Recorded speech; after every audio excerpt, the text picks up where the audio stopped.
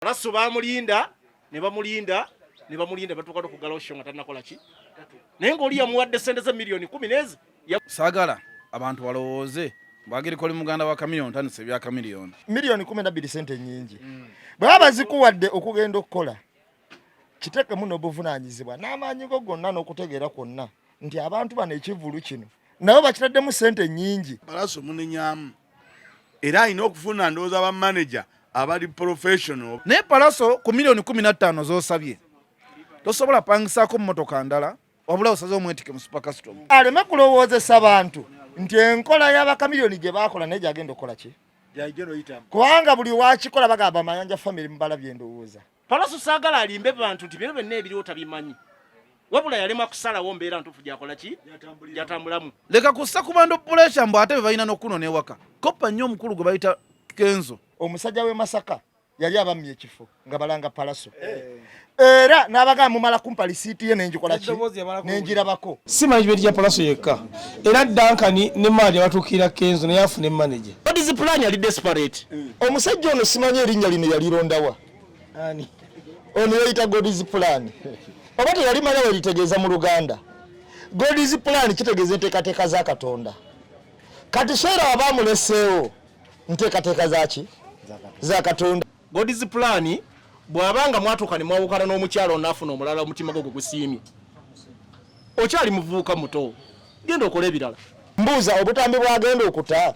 Sheila Gashumba bwe yagendanga nga ye yabeerako kamera yakwata Newe asobola okuvaayo ekintu ekyo kibeera ng'abantu mukimanyi ate mulemedde ofuula lutalo ogambe ndi omukyalo yawukanye naye mulina kudda mu mawulire kumuswaza. God's plan ensobi gy'alina nti ye ajjanga muvujjirizi. Ate abantu abadda ku mawulire ne batandika okwogera ku bantu simanya ono yakozesa gundi wamma gwe gwatuukiridde nnyo ne kututeeka ku kamera tetusobola kumanya bantu 10 b'okozesezza. Amanya nga bulijjo mawa Haruna omulungamya w'eggwanga njagala okutwala omukisa guno okugamba batuuliza mwenna tibannange mwebale kutwagala mwebale kutugoberera mbalabye bangi nnyo ng'ensonga muzigoberera mugamba akati mukalinda ate era ne mutwebaza n'okubanga tubatuusaako amawulire n'okulungamya ensonga. Njagala okusookera ddala okutumira omukyala gwe bamuyita Josephine. Mukyala Josephine ali UK oyo nno nkwagala nnyo munnange era nkugamba nti emirimu gitambule bulungi era nkusabira Allah akwongere enneema. Waliwo omukyala omulala gwe baŋŋambyeko wano mukyala mukwano gwaffe obubaka bwatuuse bulungi nnyo pozi ate era njagala okutumira n'okwebaza road mayor wa Kampala Salongo Elias Lukwago ekintu kye wakoze okuba nti bakansala badde balwanirira eddembe ly'abantu abatembeyi babakwata ne babasiba naye walwanye nnyo okulaba nga bakansala bonna bavaayo. Weebale nnyo weebale ddala. nja babuuzaako mbebaza emirimu gyonna gye mukoze mu wiiki manyi eba wiiki namba mpaka lwe tukomawo nene mbanga mutulindiridde mbebaza nnyo bampita Dankani nga tuli mu mboozi mukati ampozi njasooka mbalage waneeno ambasada kwegamba saluuni yonna zonna tuziyina mu bitundu ebyenjawulo neera nda nino nayo tulinayo saluuni ebyamataka byo tugenda kuba tubanyonnyola ngeri ki gye bitambulamu ngaffe aba Beksu wali era ndani empologoma. Okay, ojja kunzikiriza ntumire abantu bange batono nnyo nja kutumira Atina Nabs mukulu obaka butuuse era tuyanzeege antumireko ku kyamane wafumbira ojja mundabira ondabireyo ku Josephine UK Ruth Canada ogamba otya kansubira oli bulungi ndabira Pros Edmonton yawo omufumbi w'oluwombo lwakabi ondabire n'abantu bonna bembeera nabo mpozi na Ajat Fatuma abo bonna balabi baffe Kung Simon mpozi naye nkutumiddeko waliwo omusajja amuyita Papa Jasper ali UK yaŋŋambye abeerako nnyo yange nti yakunoonya naye nga tolabikanga emisinde aba otuuse wano ng'ate baŋŋamba yayiseemu dda nga bizibuzibu ne mugamba akomawo ssaawa yonna ensonga tujja kuba tuzikwasaganya bwetyo tusimbudde mu mboozi mukati. Uncle Sechawo ku garage Tottenham Bale nkwagala nnyo mwenna Arafa Shapiro yangambe gyali yazemu alabika Shapiro yangambe gyali Shapiro nkutumiddeko nnyo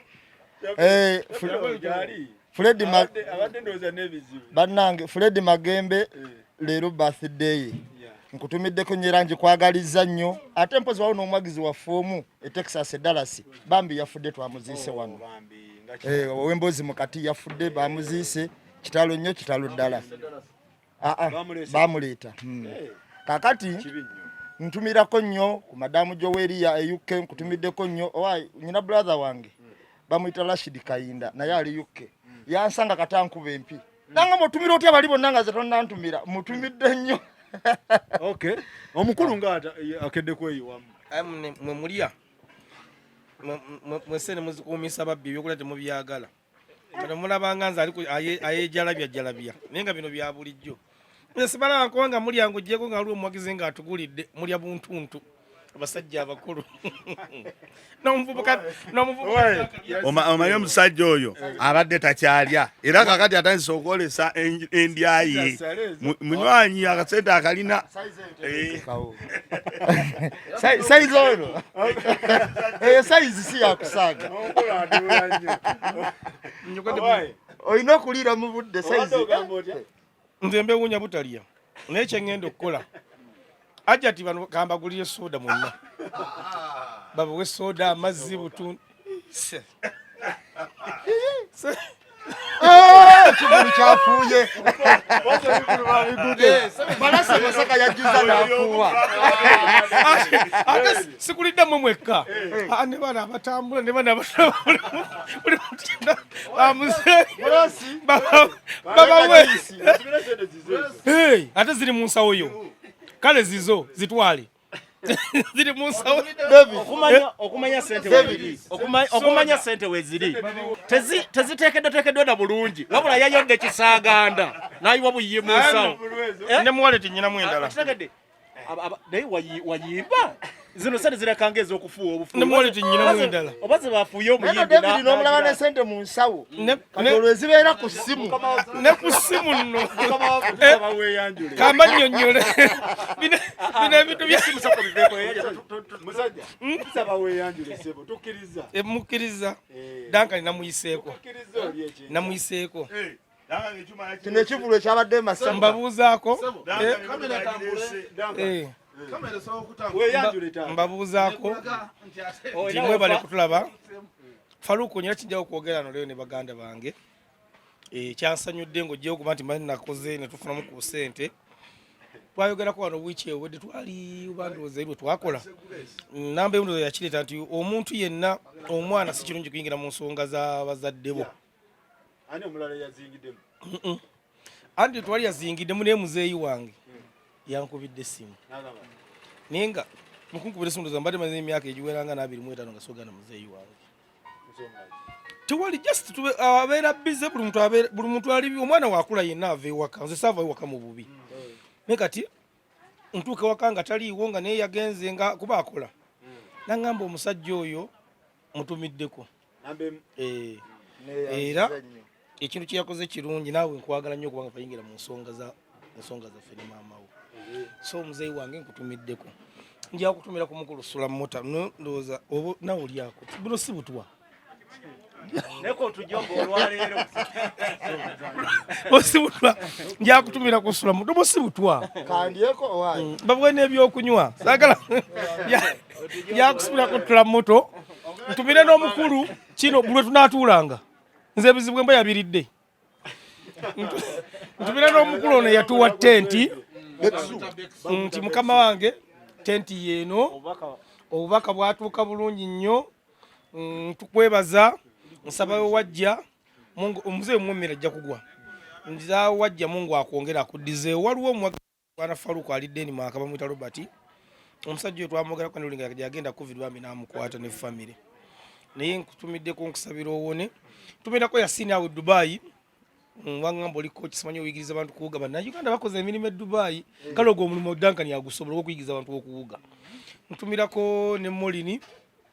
nenjongera okusaasira famire y'omwana ono gwe bajja mu ensigo $2 million naye munete zigula obulamu kuba omwana embeera gy'alimu kuba ne Eva yali agyagala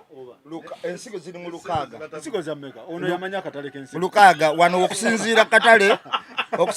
bwe bakampeereza kayimiridde kati kambalaga akatale bane bulijjo tubeera n'abantu nga tetumanyi ensigo za mmeka Akalale bakampereza. Anoonyereza wuuno. Wamugwengula wuuno. Njagala tutumireko n'omukyala bita Superlady 250 naye muna esente tezirina makulu. Akalale k'ensigo kidini. Superlady take Ensigo Nice Akasoke. Eki eza dola. meka Emitwalo 26,012. ensigo emu nambe mbo bakoze research ofuba nnyo okulaba nga sente oziza muzawana abantu ne bazitegeera yekyembuuza Kawumbi ako. yogera mu sente z'abantu ze bategeera kiki yayike vivi kyokwesiba omukulu wiiki ewedde omukulu amuyadde n'amazaalwa n'okugamba niye nkuolizikomyawa amanya nga bulijjo Ali Farouk munnamasaka David nkwatira akakazindala ako bulungi omanyi wootabadde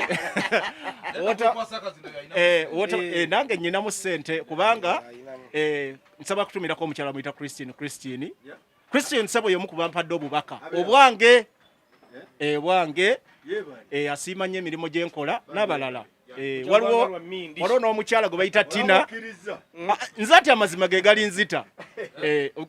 mugundi muganda nga mmanyi Dankani amanyi abeera Christine yawangalira mu America eyo waliwo n'omukyala bamuyita Tina yatuweereza lanchi ng'embozi mu kati pano yawangalira Boston Tina tukwebazizza nnyo bambi Tina Nabs kakati waliwo omwami omulala bamuyita Bawemu Yahaya yakolanga ku American Embassy awo mukwano gwange nnyo awangalira musaza ya Colorado nkutumidde nnyo ssebo mukama wange mwami Bawemu nkwagala nnyo era nkwagalira ddala Faruku bangambye abantu be Mbale abantu be Jinja Tororo Yiganga waliwo mukyala asinzira mu America yangambye abantu baffe tutubatumirako naye mama abantu abo tubatumirako nnyo nja kutumirako mukwano gwange Dankani omukyala omusirikale ya ku kisaawa awo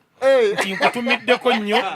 Mary nti tweyanzizza obubaka twabulabye nange yoga Madamu Mary munange afande ngafukamidde ku mavivi wano nebaza omwami Faruku okuba nti wajjano n'obubaka twabulabye omukulu atambula atudde kiri wano wangi abasajja bayinza okuba bakuba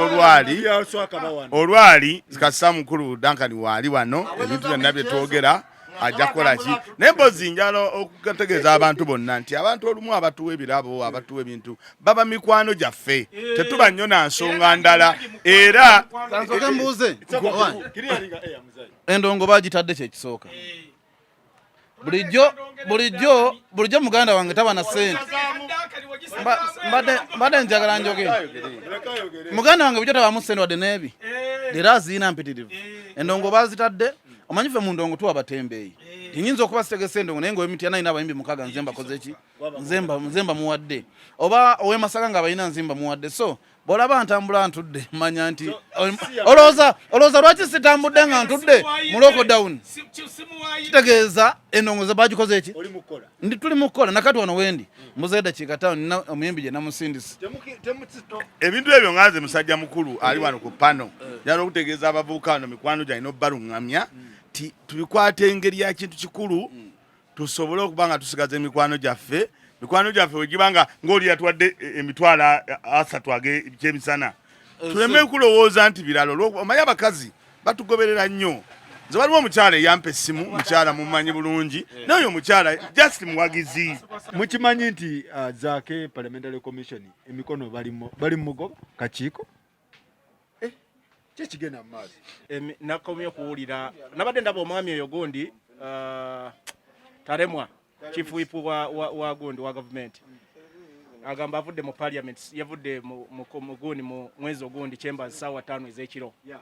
naye ensonga za Zaake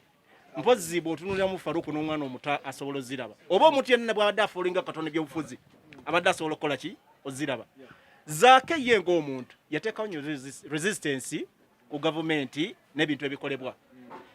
Nupu bwe yajja ng'ezenga eyagala obukulembeze bw'eggwanga yateekawo embeera eno yagamba twagala kulabisa President Museveni ne banne bonna tuyinza obutatwala buyinza for now ne twagala balabisa byonna ebibi bye bakola ki bye bakola era kitulese mu parliament tetulina tujja kusinga wabula tuzze balabisa bannansi bategeere ebibi n'ebintu ebibadde byekusifu bazze bakola ki bibazze bakola mu parliament ne mu ggwanga Zaaka ekimugobesa nti yayogera ebintu ebyensimatu wayogera bubi eriki eri omumyuka wa sipiika omumyuka wa sipiika Farouk ekintu ekyo kyamazeemu nnyo amaanyi ku fulo ya parliament badde baleese etteeka erigamba nti twagala kulwanira eddembe ly'obuntu n'abantu abakubwa nga bwe walaba omwami gwe bayita Kakwenza otegedde naye etteeka oba n'okusaba okw'amaanyi okwabadde kuganyirwa bannayuganda bonna baalizizza emabbali ne bagenda okulwanira individual interests otegedde individual interests omuntu nga tebakyafa ku bannayuganda wabula beerwanirira bo ng'abantu otegedde so ekyabadde disappointing nnyo eri bannayuganda otegedde parliament eri ku individual interest wabula eri ku bantu ki ekitole bannayuganda otegedde Faruku so bannayuganda babadde so disappointed eri omukyala deputy speaker n'omukulu wani n'omukulu Zaake ensonga y'okubiri Faruku ekintu kyonna bwe kiri Zaake ne gundi n'ono omukyala Namungu Faruku ebyobufuzi birimu emitendera esatu ojja kusonya njagala nnyonnyolekaawo birina emitendera gye bayita abasooka bagulu bayita ba elites oba ab'amataayi ababeera mu bifo ebiri comfortable ne baddako abaawo wakati abanoonya abaagala jasa okubeera mu mbeera ennungi owulira mu mbeera ennungi nze nvuga akamotoka nze nkola ki ne bano bannayuganda abasembayo wansi anoonya ekyokulya emmere ya leero kakati bano abantu abasinga bali mu parliament beerabira nti ebyobufuzi byonna n'amaanyi gatambulira ku bantu ono asembayo wansi ontegedde era ye majority vote bannayuganda gye bakola ki era gwe weesiriwaza nga baga mukulu vaayo tutekeyo muki era bye byakuba bonna bolaba aba NRM aba FDC abalala abafiirwa obukulembeze n'abalala so bannaffe tubagamba Faruku bave mu kulwanira mu parliament ku individual interests kubanga wali obuzibu bwonna okwogera ku muntu ebyensimatu okwogera omuntu ku byensimatu si kirungi owulira naye Namongo yakozesa olulimi oluvoola ng'ali mu ruling government n'agamba tosobola kuddira musajja ng'ensi yonna yamulaba nga yali ku miggo Faruku omuntu afuna obuvune n'awona ontegedde era waliwo baganda benge nabo bagamba nti nno Zaake yali tasobola kudduka misinde ng'agenze ewa mu Arusha Faruku emyaka gy'omuntu alina emyaka 20 n'omuntu w'emyaka 5 benkana amaanyi Zaake muvubuka yadduka n'abantu abaweddemu amaanyi anje Zaake bali kuŋŋaanya mikono mugoba kakiiko ketuyita parliamentary commission akakiiko ako ke katuulako top ababeerako kuliko Kasejo wa finance kuliko Nabbanja minister kuliko Olanya Jacob speaker of parliament kuliko deputy speaker n'abo be tuyita ba backbencher abo bava mu parties ez'enjawulo nga bazaake nga nsonga kyemugobya yavoola deputy speaker wagamba ye yamuvoola ani gukikyolaba kakati manye biseera bisinga ekinyemba simanyiiko nyebasaanyo kiwangaalako era mbadde manyi nti nja kusinziira ku muganda wange ono byanayoga engeri yamanyi ebyobufuzi kwemba nsinziira nga tenempulidde ate ebigabo bwedda jobojja bijjo bujji sibitegedde n'ebituufu kakyemba njawo okubuuza omukulu ono bakubuuzizza Zaake yavuma nempuli ate ng'ogamba yamondi embw ate yakozesa olulimi olubi n'avuma Peter Amongi bamuyita Amongi Anita byebyo kati kyemujjawo okumanya Zaake yavuma yavoola nga gwe yabiraba kuba Senyonyi yakkiriza nti Zaake kuba nze sibimanyi saabiraba Senyonyi yakkiriza n'agaa tuli yavuma kakati kitegeeze wabanga yavoola omukulembeze munne ndowooza balina bateekeddwa okubanga lwakakiiko akatwalisa empisa bifo nga tebanakugamba kumugjamu bwesige ndowooza badde basuka mu kakiiko akakwasa empisa webanga nakuweekali bateekeyo omukulu Zaake bamuwe ekibonerezo naye kino ogamba ate ekyokumugoba ndabanga ate ekiba ekyokunyigiriza nti muba muyinako ate oba akakuku akalala nti mubanga mmwe kubanga bonna beevuma wayinza okubanga nalebo Zaake yeyasooka oli Peter Amongi yeyasooka Anita simanyi Anita naye noono nazza omuliro kati ate yoli teyawabirwa era ye tebagenda kumujja mu ye bwesi wabula ono yakola ki kakati ebintu by'obufuzi bino bwana Faruku nzisaa nnyo kubigenda kubanga sibitegeera nnyo ekyandikoleddwa abakulembeze bano bagende mu kakiiko akakwatibwa empisa so baleke kugamba mbu bamujjamu obwesige kubanga bonna buntu yatyoboola munne kikyolaba ne opposition yataddeko dde emikono mu byobufuzi bya Uganda Faruku waliwo abantu abali mu comfort zone ng'era abo mu Luganda olutuufu be bayita bannantagambwako era buli bwokola ensobi yonna abantu abo nobanga kwekuli omu gw'osonzeemu olugalo omaliriza kikulya zaake ekikola kye yakola ekyokuvuma si kirungi ng'omukulembeze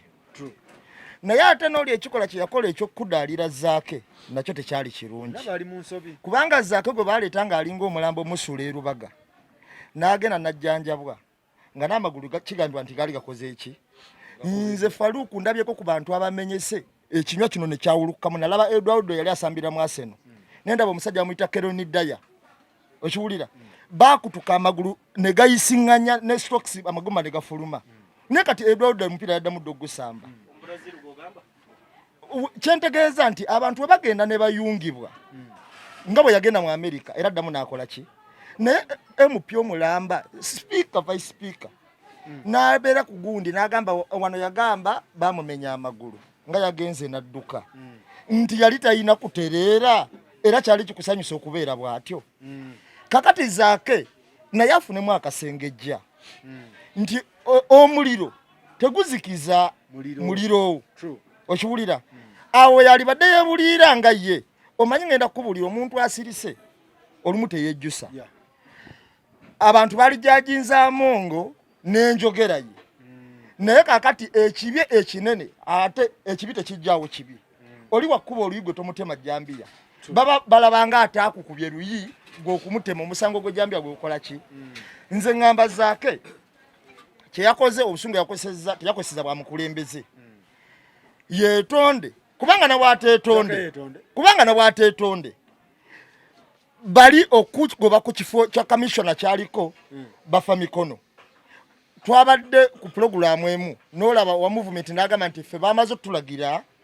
tumujjemu obwesige moderator yabadde akubiriza programu eyo n'amugamba nti nga jimu muwezi temunnamujjamu bwesige ng'abantu babakuba ne batyobola eddembe n'abalala ne babatta nga takyogerako ate kino kyekyasooka n'addamu n'agamba nti ekibiina kinnatulagira jimu mwezi kumujjamu ki kati nendaba n'obulabe bannanga obuli mu bantu ba MP betwalonda nti ekibiina kisooka namulagira ku kutulugunya kw'abantu ekibiina kyo we kiba tekirina gwe batulungizayo waakyo baba tebakola ki tebabiraba kitegeeza nga basalawo ku kigendererwa olumu eky'omuntu atya nze nno bannange mbadde nsaba bwe nti mu paalamenti ya Uganda eno abantu abasinga obungi nga mukulu Faruku wayogedde bakole ebintu ebigasa abantu bave ku personal interest opposition yennyini emikono batandise nalabye abefudisi bayiyeeyeko dde emikono bagobezaake mu kakiiko zaaka kiki tebamwagala bwagazi ku commission eno anti omuntu yenna eyakula nga olina discipline ate ng'ogoberera ensonga ne bw'aba mukwano gwo ng'akoze ensobi nga nze bwembeera ne mukwano gwange nti mawaakoze ensobi ng'omuntu oyo ddala alina direction entuufu ng'ayogera amazima asalawo n'agamba nti mawaakoze eki akoze ensobi era abasinga oyinza obbawulira nga bagamba nti lwaki aba opposition abamu batadde emikono ku kujjamu obwesige zaake zaake ekyokuba ndi opposition nga ne mpuuga wa opposition n'abalala ababaka tekimugaana kugamba nti wadde ono wange naye akoze eki akoze ensobi so ekyababaka okuba nti bataddeko emikono ng'ate beefudisi oba abanuupu nze ekyo sikirabamu buzibu kubanga baagala kutereeza paalamenti ey'eggwanga naye ate olina ekintu kyokoze wali kyomenyeemenyeemu akakiiko zaake katuulako nendaba nga zaake mutuufu ali mu buzibu era bwe ntunuulidde abasajja abali awo awali Olanya awali ani nga bakasajja nga bano abalonda ekifo ekyo bajja ne batuuzaawo Zaake mu basajja abo awo wennyini waaliwo mistake ndowooza n'abalonda bennyini tebategeera Zaake wawe bamusindika awo wennyini bwe bakolera ensobi bw'omenyeemenya abasajja Zaake baatuula nabo awo ewo ne banga n'abalonda Zaake awo bakola ensobi lwaki kubanga si kirungi gaa nti bakola ensobi n'otajogera ensobi gye bakola nti Zaake mwana muto ekyokubiri Zaake musajja akulidde mu ssente akyayina amalala okitegedde ekyokubiri ebikeme ebiri awo ku Zaake biyitirivu nesinga baatuuzaawo omusajja alabye ssente empitirivu kati nga buno omusajja ono munnamateeka nsibambi ne bamutuuzaawo olaba nga yandibadde akola ki Zaake okusinziira wendaba awe bakolera era ensobi eyo yakolebwa kyova olaba ebaleseemu n'okutabukatabuka abapositioni abo nolaba nga bannambooze babawa ebifo kuba kati awo newantuuzaawo Segona alina reasoning n'amanya nti oli anvumye naye nze sijja kukola ki sijja muddamu naye amalala g'abavubuka nze twali ku pano wano olumwa lumvuka yankwata ettaayi ne saamunenya kubanga namanya nti amalala g'ekivubuka bwe gati bwe gakola ki bwe gatambula so nze njala okugamba Zaake mukulembeze Amongi mukulembeze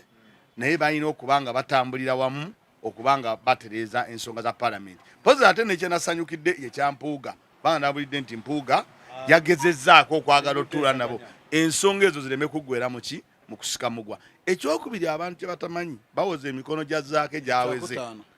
kale kyakutaano abantu kye batamanyi Zaake waliwo abaagala ekifo kyabwe ate era nga bali mu opposition waliwo abannuupu bennyini baagala emikono 176 Zaake afulume bagende mu palamenti bakiteeseeko olwedda aba yakoze eki ogenda kiraba tetuwakana kakati n'abanuupu bennyini waliwo amanyi nti Zaake oba mujjayo kuba bajja kukijjuza bateekayo nze kyova olaba emikono giwera bingi ekyokubiri omukazi ono kyamukaaga Anita Amongi ono gwolaba yafuga palamenti ya Uganda wasinga n'amaanyi Olanya abo bonna boolaba aba opposition aba NRM bonna atambula nabo era obasanga beegayirira babakubire esimu bamemba palamenti oba obuli wa position Anita kyayogera kyova olaba yasinza n'Alanya n'amusinza obululu era w'amaanyi nnyo gwambye kati gwewe munye balonda Olanya yakakubaganya palamenti emirundi emeka okutuuza Olanya Anita yabeerawo naluli nga tannagenda Anita yabeerawo kati Anita oyo ddiira nnyo era gye emikono ogwo sagala muntu alowooze mbu okuwera lwakuba babadde ba NRM buli wa NRM yatuuseewo yayiyeeko kubanga egyoli omusajja ono atulugunya abantu egyumuwozi teginnawera wadde nkaaga ng'ate ababaka ab'opposition bali 115 kitegeeza nti awo waliwo nti Anita yayogedde tusayininge omanyi tulina kye tutategedde omanyi mpuliriza nnyo omukulu oli ng'ayogera omukyala bwe yali ayogera ku Zaake nga yali awangudde emisinde ajogerako noga olaba omuntu abadde omuleme ennaku zino awangudde emisinde kize kitanga bintu byakusaagamu kuba nti mu palamenti balina budde wabwe obw'okusaaga nga balese ekiboozibozi era ali mu ngeri yakusaaga era ekivunaanya Zaake oba nti ate ye singa naye yajja n'akyogerera mu palamenti kyandibadde tewali iki buzibu naye ng'obuzibu nze bwendabye mu byonna muganda wange Faluuku ezenkanankana ebisikite Zaake bw'oba opposition mwewaayo ne mugamba nti mugenda kuweereza bannayuganda ng'era bannayuganda balinamu obwesigwa tulinze mutuweereze okusomoozebwa kungi kwe muba mugenda osisinkana kuba muli 15 abeeni bali mu 3 nfuna kitegeeza omanyi bw'oba omwana amulekera mujjawo omwana oyo obutamutulugunya omwana amanya ensobi ye bwakera ku makya yasooka okwoza ebintu naye era olujja kwegamba n'amutulugunya ageokera ku makya nga omwana emirimu yagikoze eki kitegeeza olina kuba mugonvu eri ki Zaake yategeera abantu bamutadde nti aliwo nga nkoko njeru kitegeeza abantu osawo na bakujjawo ne bafunawo omulala gwe bateekawo beera mumwetowaze okitegeera tegeera omanye ndi mukulwanira bana Uganda sawa zino siri mukulwana nganzi kyenkola kyonna kiyamba bana Uganda buli wemba mu kifo nga Zaake kitegeeza mu Uganda gwe mbanyise okitegeera nze mbadde nsaba muganda wange Zaake lwako nti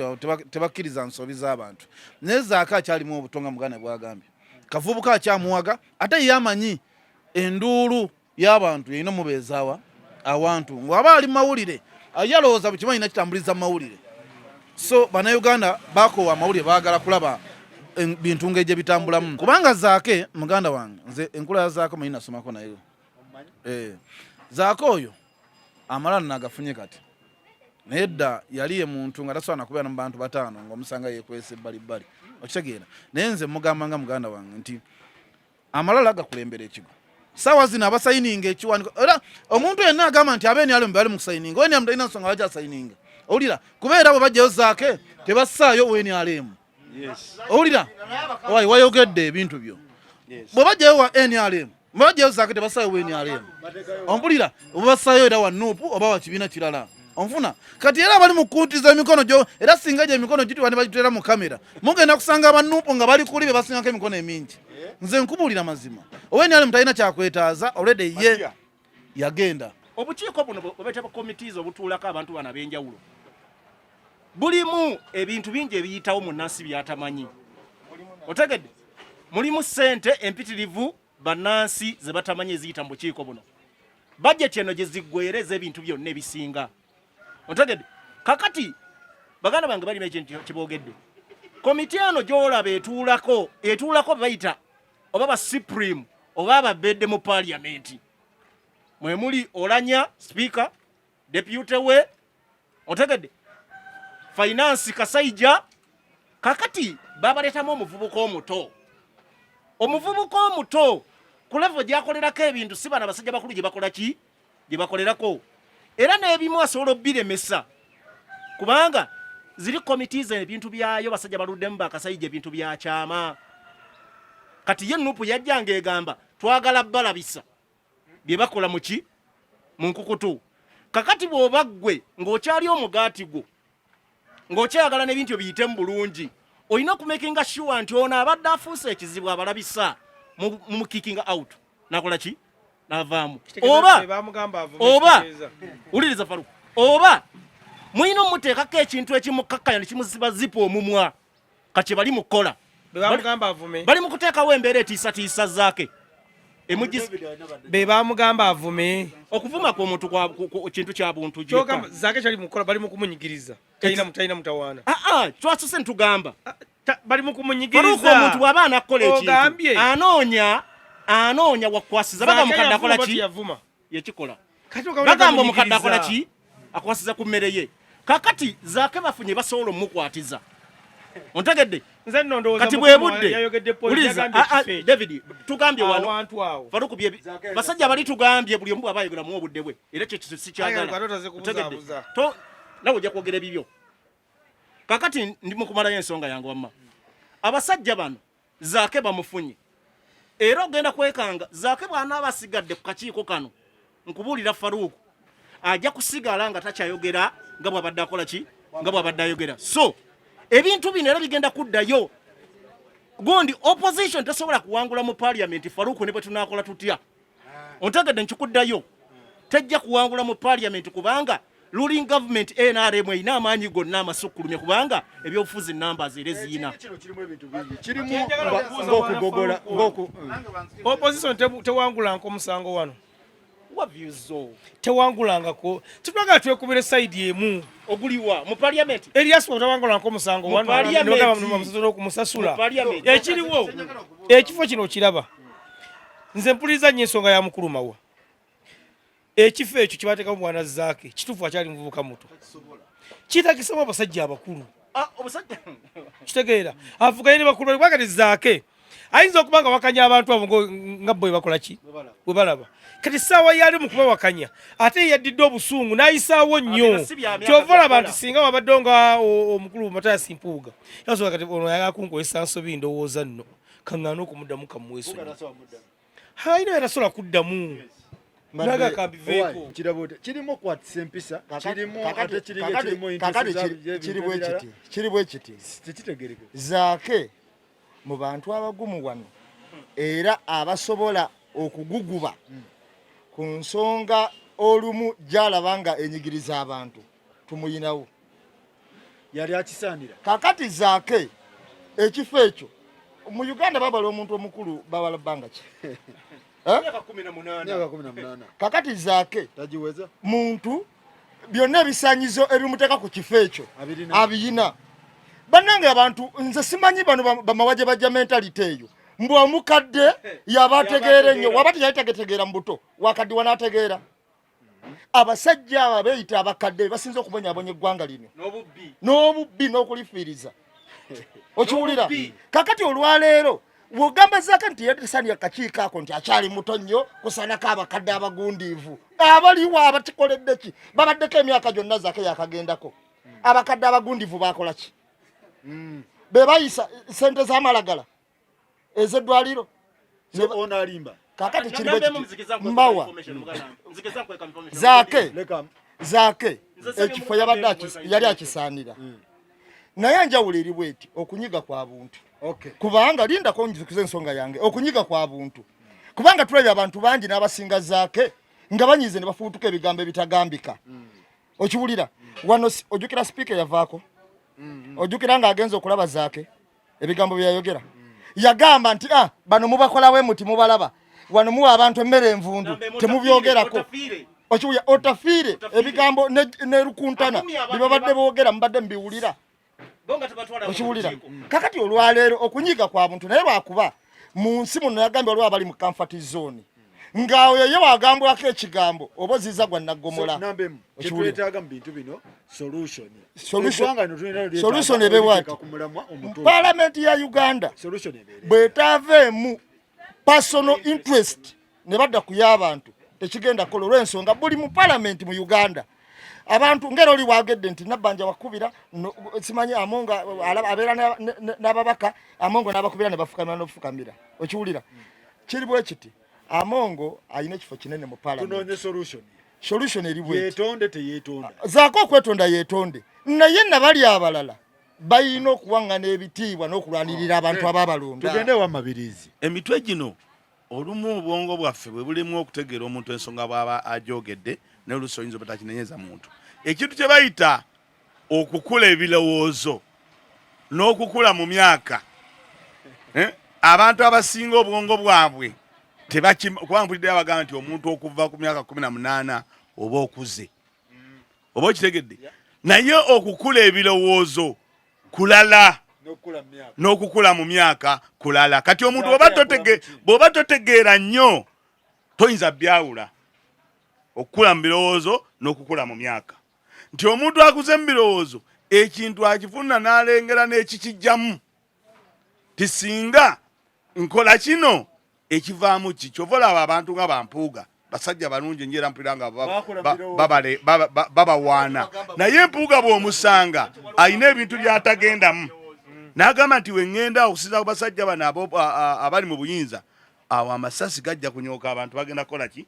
kufa n'atagendamu yono kyeyayogedde n'agamba nti kati zaake gyandibadde amanya nti abantu bano be tulimu ogamba ogenda balabisa nibo balabisiza mu mbeera ki era n'osanga oli ng'agyewaaniramu nti gye yakola ntuufu naye ogenda balabisa mu mbeera ki era bw'omala okubaako awo kakozi k'okolawo kekavuddeko obuzibu nti bayinza okuba nga bamulinda naki bamulinda nadda nebino byogamba tafiire yakola bwati gundi yakola bwati eyo eggwanga abantu baavaayo abantu bye bakoze bingi nnyo twagala kutereeza tukoze tutya nti bw'oba ogenze mu kifo ekyo ng'omanyi bulungi nti abasajja bano kano ke bagenda okwekwasizaako bakugjeyo gwe beera mukakkamu gwe tambuza nsonga bwongeno zitambuza ng'ate ozitambuliza kuki tovuma kubanga eyo egenda kuba nkwanso balinga bagambye nti emikono banga muhwezi jimuhwezi atulugunya abantu yavunanyizibwa ku mbeera bwetyo okimanyi nti emikono gye teginawera 100 naye nga opposition bawera 100 okimanyi nti eja zaake gidduka emisindo yinza ogagireko pikipiki kati sonze mbadde nteesa bwe nti nga muganda wange David Kombo yabadde addamu omukulu oli nti Zaake teri akutuma kukola bintu byakuvuma muntu muneeno Zaake basooka namuwayo chance okitegeera yetondera omuki omukazi banne no bennyini kuba omukulu yakyogedde omu ku bba bannoope okitegeera naye era ekivunaanya gundi Zaake mawaggali kugaana kola ki kwetonda naye nga bw'omanyi nti abantu abakulu era balina omugezi abaakula oliwo ono nga bwage ekyokula mu bwongo nga mukulu Senyonyi yavule nagaffe twakola ensobi tunoonya mugwe tumwetondere mukulu Mpuuga naye y'omu ku abo naye muganda wange ow'Emityana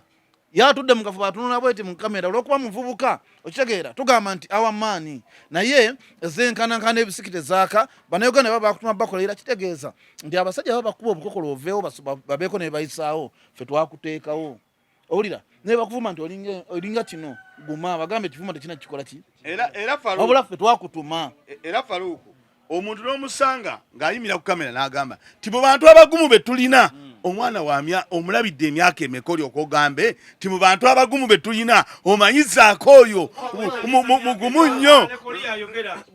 omuntu bw'oba bugumu oyagala bulabira ku myaka bw'oba bugumu ayagala bulabira ku myaka awo wendi bayasitirema njagala tugende ku nsonga endala njagala tugende ku Mabirizi era bye bimu indiscipline ti Mabirizi naye yavuma omulamuzi bino byengenda okwogera biyinza obutasanyusa abantu abamu sigambye gwe naye nga bijja genda ku likodi Mabirizi y'omu ku balooya abatono abagenda mu ze bayita interest z'abantu ng'aleeta ebintu oba okuwolereza okuleeta emisango egiyamba bannansi. Mabirizi yakeera ku makya n'aleeta omusango n'agamba y'omu ku baawabidde yawabira Kabaka omusango owulidde uliriza yawabira Kabaka omusango nga guyamba bannansi owulidde n'awaaba omusango guno gwawulidde omulala kijja banyiiza ndi mu kamera. Mabirizi emisango gyonna gy'abadde ayamba gibadde gigenda mu public interest owulira era ebintu byonna Mabiri byazaagira naye abasajja batuuse ku leve egamba nti Mabirizi akoze atya awabye bwe yawaabira omusanga ate yaguwuliriza ate yamusentensinze otegedde Mabirizi Mabirizi talina indiscipline gye yakozesezza. Mabirizi yabadde ku layini ntuufu era omusango yawaabye gwabadde guyina okukwatibwa mu mbeera ya Ssajja Kikulu anti atadde apiiru n'agamba gwe nawaabidde omusango lwaki yaguli mu mitambo ontegedde era mu muteeka tekikkirizibwa ebintu bya Mabirizi tuli ku indiscipline mu ggwanga togenda gyogerako okitegera indiscipline yeyongedde kati Bamabirizi bawo bavuma balamuzi anti ono mukulu ate kyavudde agamba tibiyamba eggwanga bane abalabi nja kubeetondera ekyekikuba kikoze n'ensituka Faruku uliriza ebyo ebintu nabigaana wano ku pano gwani olidde buli muntu owavyuye owaye saagala muntu alumba muntu ku interest yamu gwani kyange wammanze nja kugamba abalabi nti mbeetondera okusitukawo wano mani nibadde sinza kubeera ku bigambo by'omukulu ono byadde ayogera anti wabanga agamba nti Mabirizi sigenda nakubiddamu kweye endowooza ye sigenda kumuddamu ye endowooza ye naye nze neewuunya ku bavubuka nga bano abasajja bano oba tebalina baanaka omusajja omukulu ayimira n'avuma omuntu n'ogamba kyakola kiyamba eggwanga nze nkyewuunyiza ddala oba Faruku okujjanga nusobola okukola ebintu tusoke tuyitengamuko tugambe nti kati tukyogereko bulijjo temubiyitamu kino tukireke bano bajja kubanga kakate gwadde ayina ebyokwogera tebyakulemeredde Faruku Mabirizi oyo nze nasobola kumulaba nga awaabira Kabaka gwe gwasookera ddala era nekkanya nnyo omukulu Mabirizi obuvumu gyabujje obwabira Ssaabasajja Kabaka ne mwewuunya gye byagenda okukkira ng'omusango gumulemeredde Ekintu ekitali kituufu munnange. Kubanga wano faluku waliwo ekintu nga nekibanga kyandibadde kituufu oteekeddwa kibuusa amaaso n'okyesonyiwa. N'ogamba ekyo kankole ki? Kankireke. Kaakati Mabirizi. Ndawulira okubona yavoola omulamuzi. Kati Mabirizi ekirungi nti mu lawyer. Ndowooza yamuvoolera mu mateeka era omanye ekintu ekisinga okusumbwa abantu ekigambo lawyer kiri mu Luzungu. Naye okizza mu Luganda kitegeeza omuntu omukumpanya. Kubanga lawyer ojja n'omugamba nti mukulu mawa namukubye oluyi. Ekyava ajja mukulu n'agamba ha okusinziira nga Duncan wagamba mukulu mawa tannaakumukubako. Kati ndowooza mwami Mabirizi era omulamuzi yamuvooledde mu mateeka. Naye kye twetaaga ffenna okubanga tuwanganya ebitiibwa. Kubanga tuwanganya ebitiibwa. Bwe naatematema ensonga ya Mabirizi nze sirina gwe ngenda kulumba naye Mabirizi oyo mulaba y'omu ku bawaabi wano be tuyina balooya abagwagwa. Mabirizi y'omu ku balooya be tuyina wano mu ggwanga abagwagwa. Anti Mabirizi kyabuzayo ku nsi kuwaabira Katonda. Yawaabira kitaawe n'amubbako n'ekibanja. Pastor Malo mumanyi? Muganda we ddala. Eyo emboozi gye nkuwa nagijja ku Pastor Male ng'ayogera ku Mabirizi oyo. Era kitaawe yamwegaana mu kkooti n'aganza ono omusajja ekibanja nagula kigule takimpanga kino kyange ng'akimutwalako. Yamusinga. Okiwulira? Yamusinga. Okiwulira? Kuba ye yali looya ate nga wawaabira omuntu atalinamu bukugu. Mabirizi oyo y'omu ye yakera ku makya n'awawaabira Kabaka. Mabirizi yawawaabirako ne Museveni. Era Mabirizi yawawaabirako ne Bobi Wine. Okiwulira? Bonna bamaze. Kakati Mabirizi lubadde olwo omanyi n'abawaabira Bujingo. Ngenda tuuka ku nsonga. Mabirizi yawaabira Bujingo, omusango gwa Bujingo gwali kutambula bw'ogenda ku pulogulaamu zaffe ze tukozeeko enkadde nga twogera ku musango ogwo. Nabagamba nti yali bamuyita DPP. Bamuyitani? DPP we yaguyita. N'agamba gavumenti yegutuddemu. Gutukwase. Nabagambirawo nti Bujingo projekiti ya gavumenti tebayinza mukkiriza mu kubanga ensi yonna ekola ki? Ewulira. Era we baguyita nembagamba omusango tegenda genda mu maaso. Bagamba Mabirizi tuwe obujulizi. Mabirizi nabagamba siba obujulizi bwange ngenda nabwo mu maaso. Okiwulira? Mu time ye yakanya tuwe obujulizi tukole ki? Ojja butu waguwaaba. Okiwulira? Mabirizi we yaviira mu mbeera n'ayogera ebigambo byakola ki? Byayogera. Ulira bayogera bigambo byayogera. Omulamuzi bakyusizaawo. Bujingolo n'avaawo. Ne bagamba nti Katonda avumye omuki. Omulamuzi abadde alina obujulizi ku Bujingo abukuŋŋaanyiza ate bagamba yavuma omuki. Omulamuzi kati olwaleero alina obujulizi ku Bujingo asibira muki mukomera. Ne bagambirawo nti DPP kaaguyise eyo dikoyi kujja bantu ku kigendererwa kukola ki. Kati Mabirizi Eva badda wawe bisango by'ekisiru. Nze mumanyi mugwagwa. Nze kulwange it is my opinion. Kuba Mabirizi yawaaba omusango gwa Bobi Wine mbayagala mpapula. Nembuuza ekizimu agaza. yakamuwabira emirundi obebiri. Okitegeera. Kakati Mabirizi mu bwa Mabirizi bwe. Omanyi omuntu atwala kitaawe mu kkooti olumu aba asusse ku gw'obutegeevu naddala omuntu omukulukulu ko nga Mabirizi. Kakati Mabirizi ebya Bujingo twabivaako naye ekikubisa Mabirizi okutuuka ku kino kyenjagala obba wa solution ensonga eyo kuwawaabira Bujingo. Kati awo tuvudde ku kya Bujingo. Owulira basajja nina obuzibu bw'amaanyi kubanga omusango gwennyini gwayogerako n'ogwa Bobi Wine gavumenti yaguyita. Bujingo gwe yaloopa gavumenti yagweddiza. Okitegedde? Ayimini gundi gwe yaloopa yani Mabirizi. Kati awo simanyi oba nakyo kigenderwa kyali kuyisaawo bintu byaki bya gavumenti. Ekyokulala njagala tutegeere nga tuli ku pano wano tiseba omuntu wateeka wali omugwa yetuge bamukwata ne bamusiba. Kati oli omwami ebigambo byayogera nti nze njogera byange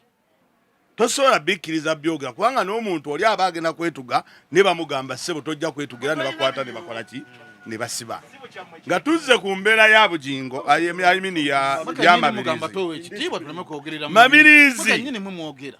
mabirizi ensonga eyamuleetedde obuzibu yagamba nti ye talidda mu kkooti erimu musajja mu buyabuya oyo omulamuzi bamuyita oba musota n'agamba nze sigenda kola ki kudda mu kkooti eyo kati ate mu dakiika y'emu mabirizi era gye baatwala omusango gwaki gwa bugingo ne bagamba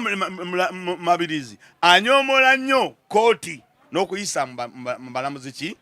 amaaso kakati kyekino obedda gye twogerako nti ekigambo ekikwala ne disipulini osooka n'olowooza gye bigenda okugendera nti ogambye abalamuzi basiru n'omulamuzi gw'ogambye ni musiru enkya gy'ogenda osanga ng'omusango gwo bakoze eki bagututte eyo n'ogaana okugendayo bw'ogaana okugendayo ne bagamba nti azze ajemera ebiragiro azze anyoomola kkooti anyoomola kkooti n'okugiyisaayisaamu amaaso kwagase n'okuvvoola omulamuzi kubanga omulamuzi oyo gwe yasingira ddala okuvvoola nti ye taliddamu kugenda mu kkooti erimu mulamuzi oyo nga yayimiriddemu omuki omusango kakati awo kyabadde era ku mpisa naye nze ndowooza ti gundi ono bino ebya bugingo simanyi yali pulojekiti mabirizi naye akola ensobi nnyingi abuukira n'ebintu yagenda mu musango gwa byokulonda lumu gwali bagwa Besigye n'agenda ne pick-up y'ebitabo ebyo ogenda bisoma ddi akola amawulire pulidde yamuwaanawaana nti olw'okuba yawaabira kabaka tikyali kiyamba abantu ebyo byonna byebizibu mabirizi byazaakola ki byazaasanga nze ndowooza nti omuntu oba olina ekifo ky'olimu kikozese bulungi oyige n'okuwa banna ebitiibwa n'okutegeera n'omanya nti kino kyengenda okukola kigenda kunviiramu ki ffe kennyini ntutya okugamba kabaka ekigambo ng'ekyo n'ogamba nti yamusiba ayamba bannayuganda ne weewuunya ensi n'ogamba banna omanyi nine mugambye nti mabirizi ono yaloopako President Museveni naye ku President Museveni saalabayo kintu kyajja nti ate kiwugula omusango gwa President Museveni okitegeera mabirizi gwaloopye lwakijja ku bugingo omanyi nina endowooza gye ŋŋamba waliwo abantu abamu buli ekijja mu maaso n'ogamba yo diversion okitegeera mabirizi ng'omuntu nsuubira ebintu by'amateeka bimanyi bw'aba abimanyi yandikedde n'agamba nti okuvuma omuntu oba okuvvoola omuntu musango si musango bwe gubanga musango gwe omuntu gwe tumanyi nti omanye amateeka era ogoberera amateeka bwe tukusanga toyisizzamu abalamuzi gy'osuubira okuddukira olugaayo kitegeezawo kennyini mu bulamu bwe olinamu akatuli ku mutwe nga bwe bagamba nti muzaddewo tasobya kitegeeza ye bwe yawabira muzadde we yamukolimira kuba nze simanyi na misango mabirizi gya yali awangudde buli musango ndaba ateekayo butesifa gafula n'avaayo kitegeeza mabirizi muntu wa mawulire talina kyamaanyi kyagenda kukola era omuntu amugambye nti looya w'amaanyi era looya ow'akabi ku mungo tulinawo alimba njamumpa emisango 5 mabirizi gyali awangudde Aruna bagamba nti Aruna ani yali amubika Aruna omugenzi Aruna bali bamubise munange Aruna ono wa lunch box ne HM restaurant yerwanako kati bwerwanye okubeera omulamu abantu bonna bakimanyi nti yafa era nze ngenda nnyonnyola abantu bannaye bwe mulabe ya Aruna temulaba muzimu ye akyaliwo abantu bamusanga kati olumu badduka buddusi Haja Aruna waliwo omusajja yafa naye omanyi okola erinnya kati olaba singa wano wagwawo obuzibu bagamba nti mawa ow'embozi mukati afudde oba yabaddewo kati waliwo omusajja yafa yali Haji Aruna omusajja yafa baali bamuyita Haji Aruna nga naye ayina emirimu gy'akola kakati si mu ndongo muno kakati olwokuba Haji Aruna ono manyi abayimbi bano bwe bakola amannya gabuutikira ag'abalala kakati ne balowooza nti ki Haji Aruna era nange kwolwo nakwira Haji Aruna essimu ne mugamba wange baŋŋambye ofudde Haji Aruna nno si muntu nnyo wabungodiira obungodiira bwa Aruna buli walala obungodiira bwa Haji bubeera mu bintu birala byakwesanyusa okitegeera naye bino ebyokuyisawo oluyimba nedda Haji Aruna obungodiira bwayinza okukola n'atuula ne wansi n'asiita ebigere bwakwesanyusa mu bifo by'ekyama omanyi mwe mwayiza okwogera munatukwata nemmanyo kubanga ndaba ebintu mubikyusiza nnyo gwe Duncan nja kukuba oli mwana kontase gwe chairman ono nno mu bifo ebyo ebisanyusa ebifo ebisanyukirwamu birabonita byaffe ye mutegesi era ate era n'agumala kakati nga bagulamu abantu b'eggwanga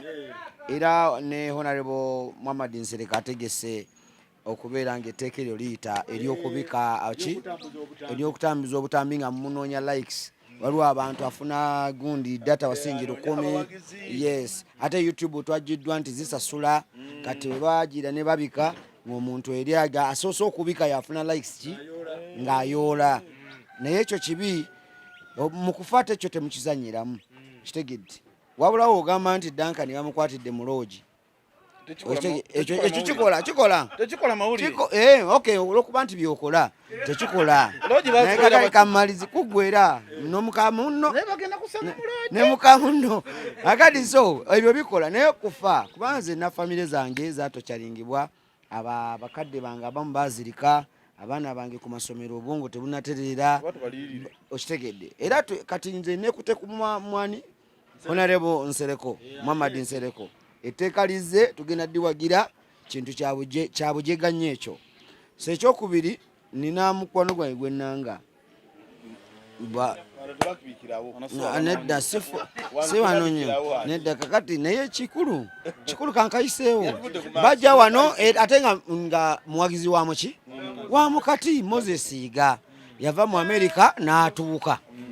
bwe yatuuka ennaku 2 nemuya nti ali kulwa ali kuwa yajjako wano n'amaana agendako ne ku papa sawa 8 ogw'ekiro mukubira simuulira naye kakati nga bw'omanyi kati tumunoonya naye amusanga atakuba si mulalu amusanga tannafa mulamu naye amusanga kwata Gatera kunoonya basajja mukwano gwange no yamumanyi namwe mumanyi Moses Iga owe US Boston esimu zetu azikubangako essaawa 8 ku makya ziba teziriiko olweggulawo ne ziddako Amerika abwaja obuzibu bwennina we bajja wano mubawo abantu ababasanyusa kati ne babatwala owange oli yajja ne mukazi we obadde ki andi byebyere byawono mujje ku lunch box wamma tulye emmere nagenza olaba Pallaso mbuyaganya okuyimba Masaka mwate nayera ne bamwezesa ebintu kakati Faruku ku nsonga yennyini y'abayimbi debiri okutebuluja kazinda kakati tokata nodduka manyi nkumanya onyiiga n'okola fitina kakati abayimbi bano bakwano baffe mikwano gyaffe baganda baffe bannyinaffe so Faruku nyina obuzibu n'abayimbi ku nsonga zino wammanga omuyimbi ajja n'akwata shows 6 mu lunaku olwo emu eri Kasese endala eri Sembabule endala eri Jinja endala eri Hoyima kakati n'obuuza gona ziyimba otya mu lunaku lwe lumu okozesa entambula gye bamu bayina na mmotoka butuwiiru naye yagala ovuga eŋŋendo ezo zonna ogenda okola ssente ekisooka obulamu bwo butadde mu katyabaga ekisooka oli mu kutambula kiro otegedde ekyokubiri golowooza ofunye ssente olunaku lumu naye ogenda kwefiiriza otegedde abawagizi ogenda bateeka mu mbeera wootayimbe kitegeeza toliddawo n'ebintu ebifaanana bwe bityo kakati nze mbakubiriza bannange mbagamba ebigambo bino Faruku njagala kusooka bawa advice kwata shows ntono for example oyinza okukwata n'ogamba nkutte Busega ngenda kuyimba Masaka ngenda kuyimba nekyotera shows ziri ku luguudo lumu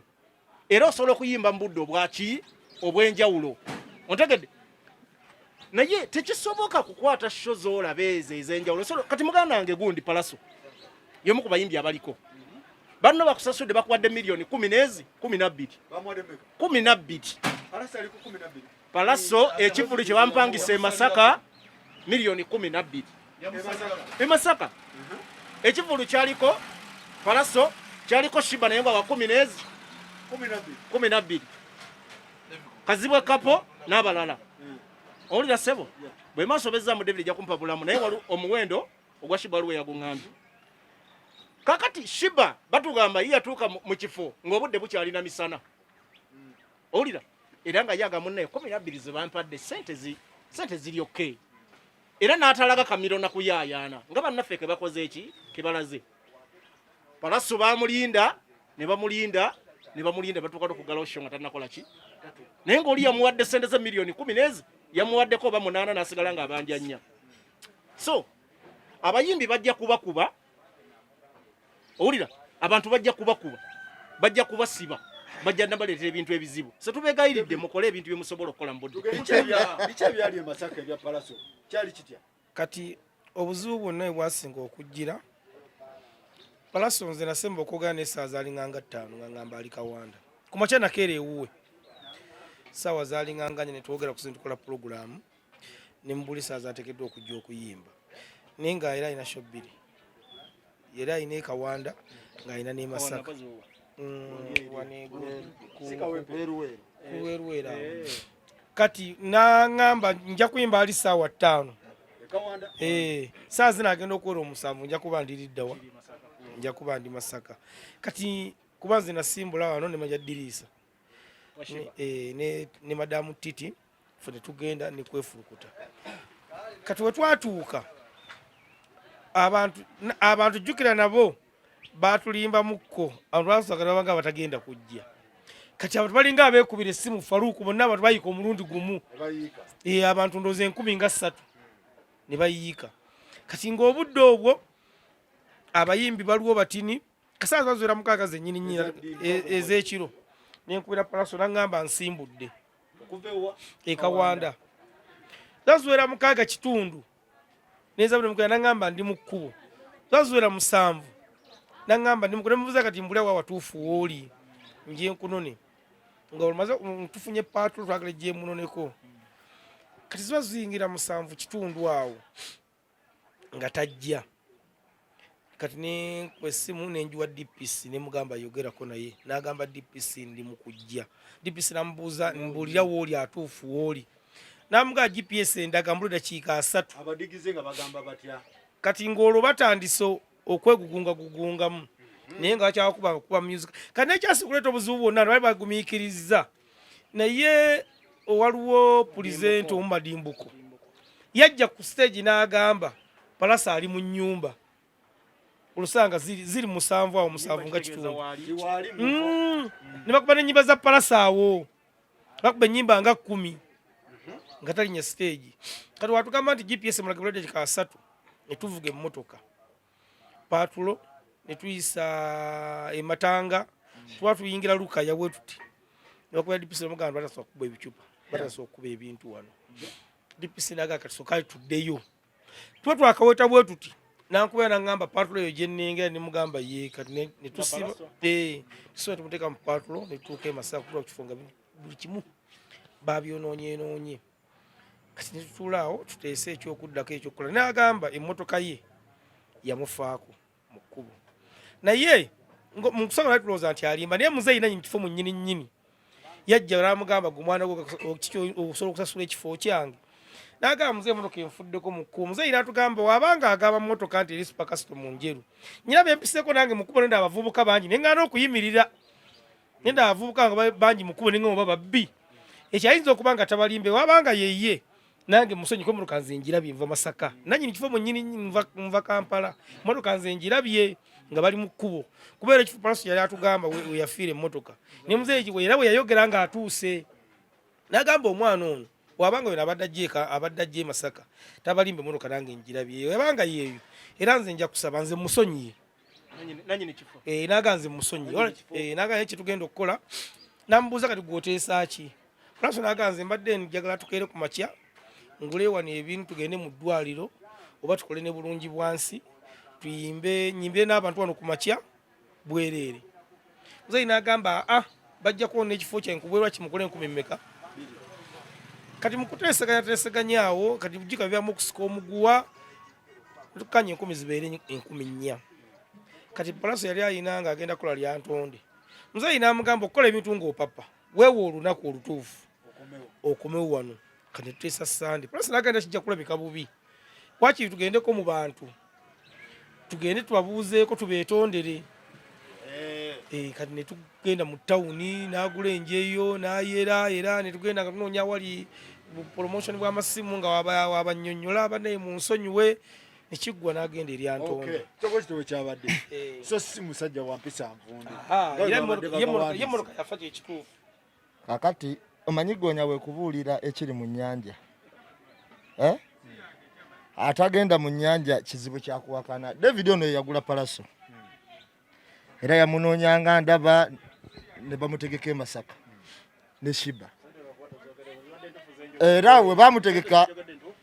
e Masaka miliyoni ndoza zaali 12 naye nze ekintu ne bajjanga basalasala mpolampola mpaka we bakkanye 10 12 naye miliyoni 12 nyingi nno munnange kakati miliyoni 12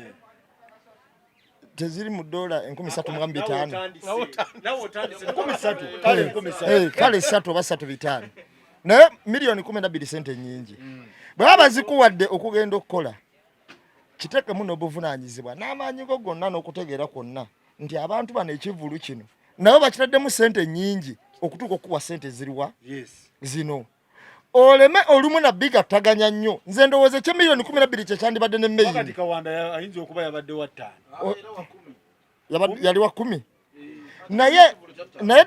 Duncan gwe oli mutegesi wa bivulu waliwo ekyakusazeeko emabega kawo nempulira nga okubya emiranga emiyitirivu kyebakansolinga kyataakuba kakati ng'omuyimbi omaze okumuwa sente zo oba olowooza kimu muyimbi kujja Katonda akuyambirawo abantu okukola ki okuyingira era David nga bwagambye nti basooka ne balowooza abantu bagenda kukola ki bagenda okukola surprisingira abantu bakoze eki bazze naye kyannaku nnyo omuntu gwe balangira omwezi n'okusoba basuubira muyimbi Pallaso ne Shiba beba main kubanga balina n'ennyimba ezikola ki eziriko okutuuka ku tayimu ku ssaawa 7 ogw'ekiro tanalabikako ku ssaawa 8 tanalabikako nze ngamba abayimbi kino tekiri ku Pallaso yekka bo bennyini balina okwerongosaamu ng'abayimbi omusajja lumu yannyumiza omusajja waawe Kitenda alinawo ekifo ekyakalirwamu yagenda n'apangisa mukuluka miliyoni ne bateesa bulungi nnyo kati bamala okuteesa n'amugamba nti ngenda kujja kukolera yatufaayo gula limu n'amuddamu nti olunaku lwanca n'amugamba tewali buzibu nja kubaawo omusajja nga batekawo bayimbi nga bayimba ng'omusajja takola ki talabikako kati okuva ekitendo okutuuka waneseguku kumpi ng'omusajja abaka mmotoka ye ng'avuga mpaka ewaani ewaka miliyoni sawa nga ziringa mu 5 okiwulira abayimbiyimbi abasooka bonna bayimbye naye kamiliyoni takola ki talabikako yamusangawo munange ali mu kompawundi alina akabwake ke yali azannya nako sente yali azimuwadde bamugamba taata akuwe ngomba sikaali mu kiki nti njagala mukulu mugambe mwagala sivaawo ng'ayingira ng'amugamba kikigwesebo namugamba nga tiwoze mukama wange ebintu byange bagenda kubyonoona ng'amugamba ebiriwa nti nze yakupangisa okusasula ogenda ekitenda nga nze nabyerabira era bamoze baali bakyaliyo ebiseera ebyo ne ba rediyo ne wizo n'abamuwaawo mangu ne bagala ne batandika ne kamiyoni najja n'akola kangendeewo omutegesi omulala naye kireeta bino oba abategesi temusasula nze okusookera ddala ngenda kusooka kwebaza abantu abalabye ebivulu byonna kubanga buli kivulu ekyabadde kyajjuza abantu ne batulaga nti bakyayagala okusanyuka oluvannyuma lw'omuggalo kubanga wabadde kino ekivulu kyekyasoose okubaawo nga ekyolunaku olukulu eno valentine nga twakava muggalo bwe muti abantu bajjumbidde nnyo ki ebivulu era mbeebaza okuba ndi mwajjumbidde era mbasaba mweyongere okujjumbira poza ate nensaasira abantu b'e Masaka ti Pallaso teyasobodde kujja naye ate nsiimyemu ekintu kimu omanyi abategesi babadde batuteekako ekifaananyi ti oluusi omutegesi tewasasudde muki muyimbi era abantu b'e Masaka badde balina ekirowoozo nti Pallaso osanga abategesi kuba buli ekigwawo kabe nnyini kifo kaaba ono yayingidde bonna bagamba omutegesi watulimbye tewalabye yani Pallaso naye Pallaso waba yagenze mnalaba natuke Masaka kifono we kifo namulaba natambulako ne mu kibuga ekyo yakoze kirungi erinnya ly'abategesi lyasigadde nga dambulukufu tebagambye nti omutegesi yabadde atubbye naye ate era Pallaso munenyaamu era alina okufuna ndowooza ba manager abali professional oba abakugu yes ave ku manager ave ku era gwe ndi kwogera ate mugambe mulumbe waka ave ku ba manager abatayiya kubanga awo mangu ng'emmotoka yakafa emmotoka nga yakafa manager omugezigezi ayiya n'agamba emmotoka eno nno eyinza obukulwalwawo ate obudde bukoze eki buyise katufune wano mmotoka tugipangise Pallaso akole ki eno bwe neeba ewonye tunamusanga muki mu kkubo Bahajaruna abo balaba bakola amannya naye tebakubisa nnyo ku bantu mbooko manyi lwaki Tyajaruna nga ne bwasanga jjamu atekake omanyi oba yabaki simanyi lwabagenza ntubudde oba omutwe guliko ki ayambala nnyo enkofiira bw'ati kati Tyajaruna ye nga atekake enkofiira ye n'alinnya boda n'agenda asanga ekivulu kati Pallaso kubanga Pallaso ali ku foomu ate abantu obaseera nnyo tusaba ebyo bireme kuddamu kubeerawo obeere ne ba manager abakola program nga n'ebifo babimanyi kubanga tojja gamba nti ndi Kakindu ejjinja ate okwata esho ku Kyemasaka abo bato planning n'ekirala abayimbi muyiga okwerekereza otule mu program ogambe lwalero ninasso mukaaga mutuufu ey'egindi sijongerako wadde bampadde sente ki nyingi zeno zajja tuyamba okutambula nga tuli mulimu omutuufu muganda wange Pallaso nze kinyinza omugamba ekintu kimu saagala abantu balowooze bagere koli muganda wa kamiliyoni tandise bya kamiliyoni njagala osigale nga gwe Pallaso abadde lulinga tusi wakabi sawa zirunga wakabi abantu bajja kukyawa gwosaba sente nyingi miliyoni 15 gwatole okujja kuba afaluku nze kyemanyi kuba nali mbaddeko n'abayimbi ekyo ne David Komo akimanyi kuba atambula noono nti okera ku nkya n'ogamba nti Kawanda nja kuyimbayo saameka kunya kitundu nja kuba maliriza nsimbule ne bw'oba oluddewo nnyo zigenda obeera saa 7 oba otuuseeba e Masaka naye baganda bange bano balinamu engeri y'amalala n'amatanda okitegeera yamaliza n'agamba Brad soko oyite gundi ow'ejjinja aguleete tusobola tugukumemu mufo gyokukuma nga batambula ate bakukumira mu kifo okitegeera kati bwe buzibu obubeerawo n'ekyokubiri omuyimbi ali ku levo ya Pallaso nze nali neebuuza nembuuza lwaki Kenzo waba agenda ku nsonga yawala aba n'emmotoka 2 oba 3 nga zimuwerekera era nenziramu nembuuza lwaki Spice bw'aba agenda ku show yeewala aba n'emmotoka 2 ku 3 beewala bintu bwe bityo ndi zonna 3 tezinza fa mulundi gutya faluku miliyoni 15 z'osabye newe opangisizaako mmotoka fayino oyina emmotoka emu pangisako ey'okubiri kuba batambula n'abantu abasukka mu 10 n'ameka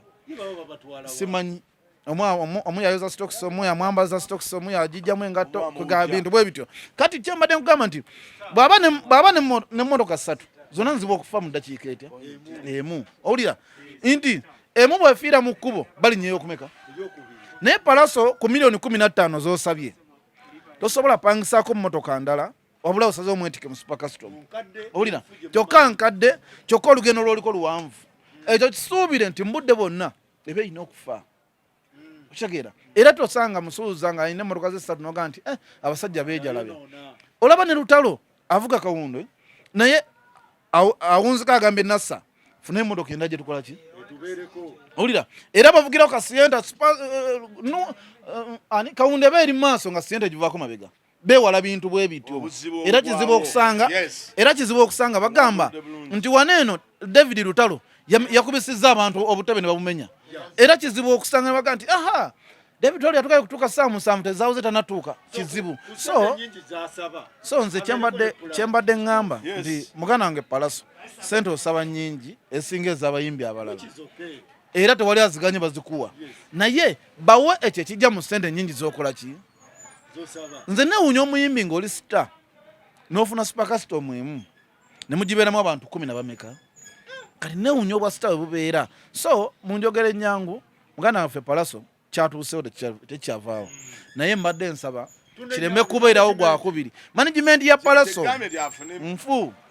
nfu kuba omusajja yani David Komo manager we kama enzijako jakujjako ne sente ayogera nga atayagala kumanya okitegeera kati omuntu akuwa sente ng'oyogedde naye bubi nokola ebintu ebyekisiro okitegeera kitegeeza kama Sigwe yeesula muyimbi gwoba okola ki ekyo kintu yakikola ku fik femeka kama fik femeka nga mugula $8,000,000 n'atuuka nga abantu batandise okukyuka bafuluma kama naye nze nsaba muganda wange terezaamu ku lw'erinnya ly'omuyimbi endongo esobola okugenda mu maaso kuba muyimbi mulungi ate endongo agiina omuyimbi woba osabye sente nnyingi kyekikuvugisa emmotoka envundu kyotambula Dankani wabadde akikoonako akitanyiza bulungi n'abaana ekyokulabirako abayimbi abo bawadde ebyokulabirako abo mu Uganda be bayimbi abadde batadisappointinze bantu ebbanga lyonna Lutalo Kenzo Spice wale uliddeko bagenda okuyimba ne batayimba ne wabaggulu nti babumenye kakati abayimbi abo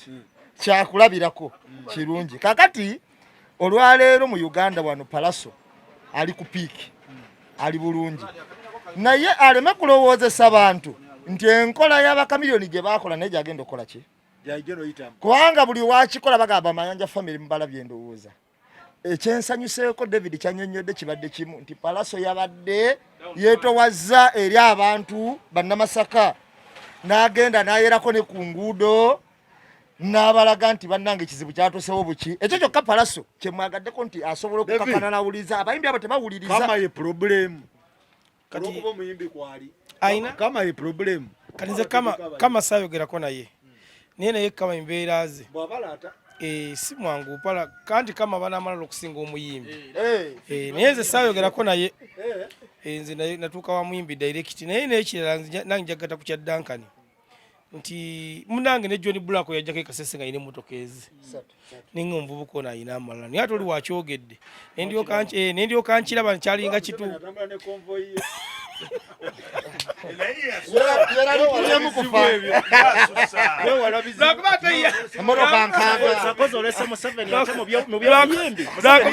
nakuba yasusa kati Pallaso ayina manyi twayogedde mukaawo ayina kyange kyagenda okukola naye ndoza nakyo kituufu yagambye omuyimbi promoter wajja n'omusasula nti omutwala bundi bujjo gw'omanye essaawa z'omunona wali ewaka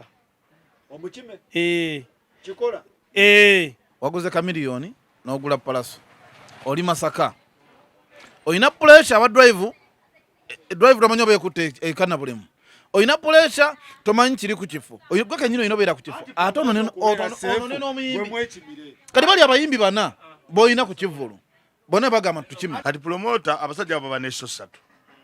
kakati gwe singa nsanga omunonyi ng'omututte nga nze envuga nga nzija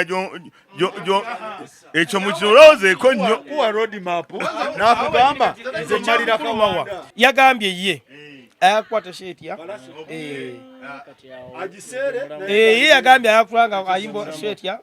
buli lunaku emwemu yokka n'agamba kati womala okumusasula nti sako omusasudde kati gwe kikkakatako sako oba osasudde Pallaso okwatagane ne Dankani amukuleetere nze nalowooza nti ate ekyo kigala tukolera ate okusevinga time n'okusevinga sense sakozi abayimba bano saagala beewugulaze saagala uliriza abayimbi saagala beewugulaze naddala nga bamaze okutondawo embeera era personality ye ng'omuyimbi tejja kukola ki tejja kuvaawo wabula balina kumanya nti omulimu gwe tulimu kati gye bayita professionalism tugenze mu bukugu oyo omusajja muganda wange Pallaso yabeerako mu America ontegedde ng'avudde wano nga akyeyita lizard owulidde n'agenda era yagendayo n'abeera ebbanga lyonna ng'alaba abayimbi ne music engeri gy'atambulamu ontegedde era n'amanya bizinesi bwetambula n'engeri gye bakolamu ne bamanagers era Pallaso saagala alimbe bantu nti bino byonna ebiriwo tabimanyi wabula yalema kusalawo mbeera ntuufu gyakola ki gyatambulamu ekyokubiri nga bwe nasoose okugamba abayimbi bano kale baseere ontegedde naye ng'oli kushuwa nti abantu ojja kubaawo otegedde muganda nga milioni 15 mawanga bwazogera oba Duncan 15 ngatonna oba n'ebintu bibiri Faruk oba n'ebintu bibiri uliriza oba n'ebintu bibiri oli ku pressure y'abantu oba najja noba ne ku pressure y'omuyimbi oba nakola ki nenga gwa muwadde da sente kakati saagala omuyimbi yenna alowooze nti omuntu agenda kuno najja obeera mu makaago oyina privacy otegedde twala obuvunaanyizibwa bwo manya nti Duncan yampa milioni zange 12 oba 15 ngenda kuba Masaka mu ssaawa 8 bwe naba nkwata show nyingi kale nga ziri ku luguudo lumu ontegedde nkwata show ezi 2 muganda wange Pallaso muno obudde gwoliko era kozesa chance sikukolimye nno muga kozesa chance eno leka kwesamu kintu kigamba nti ogenda kuba sheegi wakiri bane shomeka omuyimbi avaako abanga bizigo edda bitwali tuyimba kati si bye tuyimba era nekyokubiri kyengendo ga muganda wange Pallaso leka kussa ku bandu pressure mbu ate be balina n'okunona ewaka koppa nnyo omukulu gwe bayita Kenzo wale mudengo atuse tinga guni bwagambye okope nnyo omusaga bayita David Lutalo bomalo bakopa nti bo wagamba saa 2 ziba saa 2 owulira bali bamusooka n'okuba superstar ate era ne sente zasaba nabo zibasaba ompulira kuba sente za musuuza zezo milioni 15 owulira ani mpuliriza kyenkugamba naye nandi wulira David Lutalo atuuka bukyali ate musuuza asa milioni 25 nga mugana bwagambye kusho ebyuma tebibaako bandi ebaako naye abantu abafuna kuba bangambye esho gyasembyeyo kukuba ku jogizi ebaddemu abantu kakaaga ayagalako abantu 12 mu 5 eyegundi ey'emukono ebaddemu abantu 15 so kati kwegamba omuntu Pallaso nze amagezi genkuwa endongo gigyemu amalala okugifunamu era beera muntu w'abantu kati kyewakoze Masaka tekimala waliwo omuntu eyafulumya ntakulabye nga tewamwetondere gaba mangi okusinga ag'okwetola n'okwera otegeera kuba kati era n'omutegesi omulala gyagamba Pallaso eno gyendi wala ayinza otuuka leeti otegeera kitegeeza esheeba efudde kwata sho 2 tokwata emu sikwogera kwata shemu kwata sho 2 olunaku ozikole nemanya kama omulimu gwa kama sikusolooza omulimu gwa kama kumanya muyimbi wa yambadde atya alidde atya atambudde atya owulira omanye ku ssaawa 4 nti ngenda yiyimba ekawanda naye sikyagenda owera musanvu nga ntuuseewa Masaka ekyo kijja kukuuma okuba muyimbi wa ekigurupu kino omuyimbi agenda kukuba CD naye nosanga super custom ng'ekutte ng'ejjudde nga kalinga akanassale abantu bano bayamba ki ku muyimbi jjukira yabadde etubidde naye era tebalina kye bamukoze kakati abayimbi abo ebiseera ebisinga babeera n'abantu ababayambako mu bintu byakubanga sogera ddala aba ne manager n'aba ne driver ate oyinza osaba manager kati ngaabo abamu abayimbira ku CD ng'ate waliwo atwalayo CD eri asengeka ennyimba tusooka luno kati baba n'abantu noza nga bana kati ate waliwo abalina n'abazinyi oluusi nga balina n'abazinyi weba live music nga waliwo live show nga waliwo abajja okubankinga so ndowooza ababackups abo balina okuba nabo naye nze kyendowooza kyokutambula n'abayimbi abo abantu abangi oba 10 muyimbi naddala nga superstar si kibi kubeera n'abakuyambako naye ekikulu kuba n'entambula ngenda kubuuza muganda mawa nze bino ebintu eby'abantu abangi mbirabidde ku bayimbi balaga owulira abakulu bajjofule abayimbanga ng'abana driver we ne bavuga ne bagenda ku show ne bayimba ne bavaayo n'expense tebantu naye bano abayimbi balaga ono ngenda kimubuulira sokoleke nakyo ngenda kikuddamu balina abakubi b'ebikonde owulira babaako ne gwe bagamba nti oyo ne bonsonga mwamukuba bonna atambula n'abantu nga 10 nga tebalina mulamwa yes nga ye buli watambula amanya nti awajja bawakavungenda ffe tukuba bukubi tukuba kubeera anti abayimbi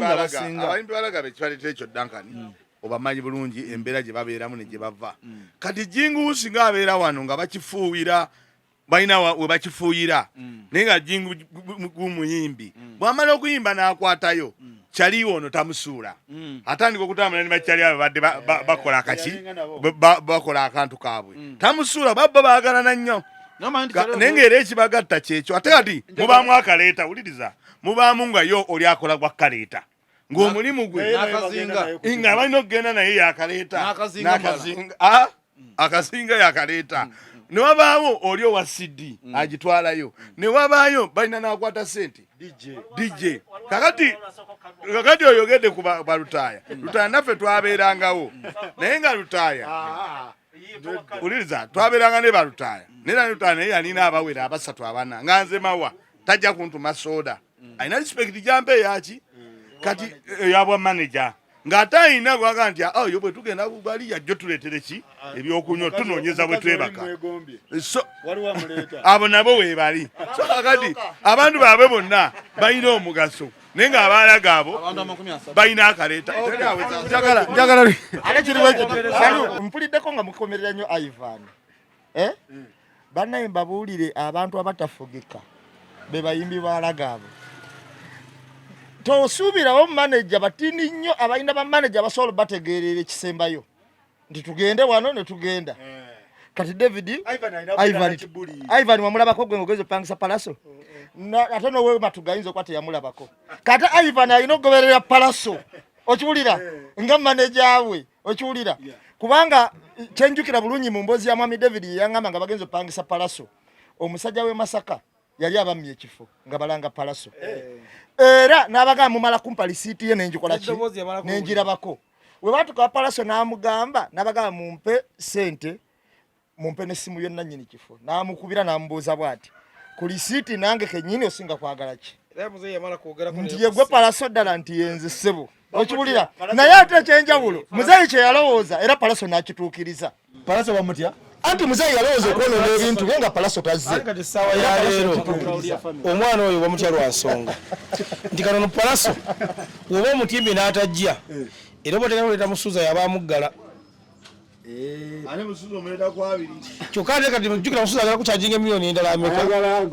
naye ekyenyinza ogaa kati bategesa abalala nga bannange nti wopangisa omuyimbi ng'oyo Pallaso okubeera ku seefu tomuteekako yekka mutegeko ki abeetakisobola abalala abasooka obanga ne wakireva gye omuntu nga bakuwadde sente 12 ozimanyi ekikozesa ebintu ate nga yabasalirako essatu faluuku ayimba live ayimba CD live kati ayimba live ayimba CD ye muntu wa live yeetagisa so nanyini kifo yali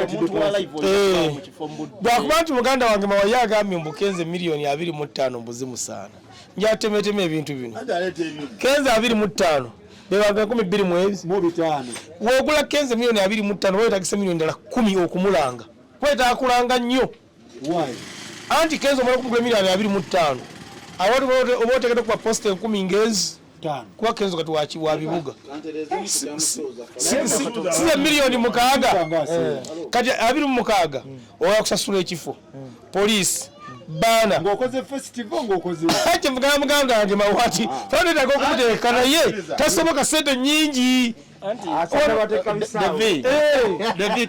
kati no Faruku Sakozi kanchikubulireko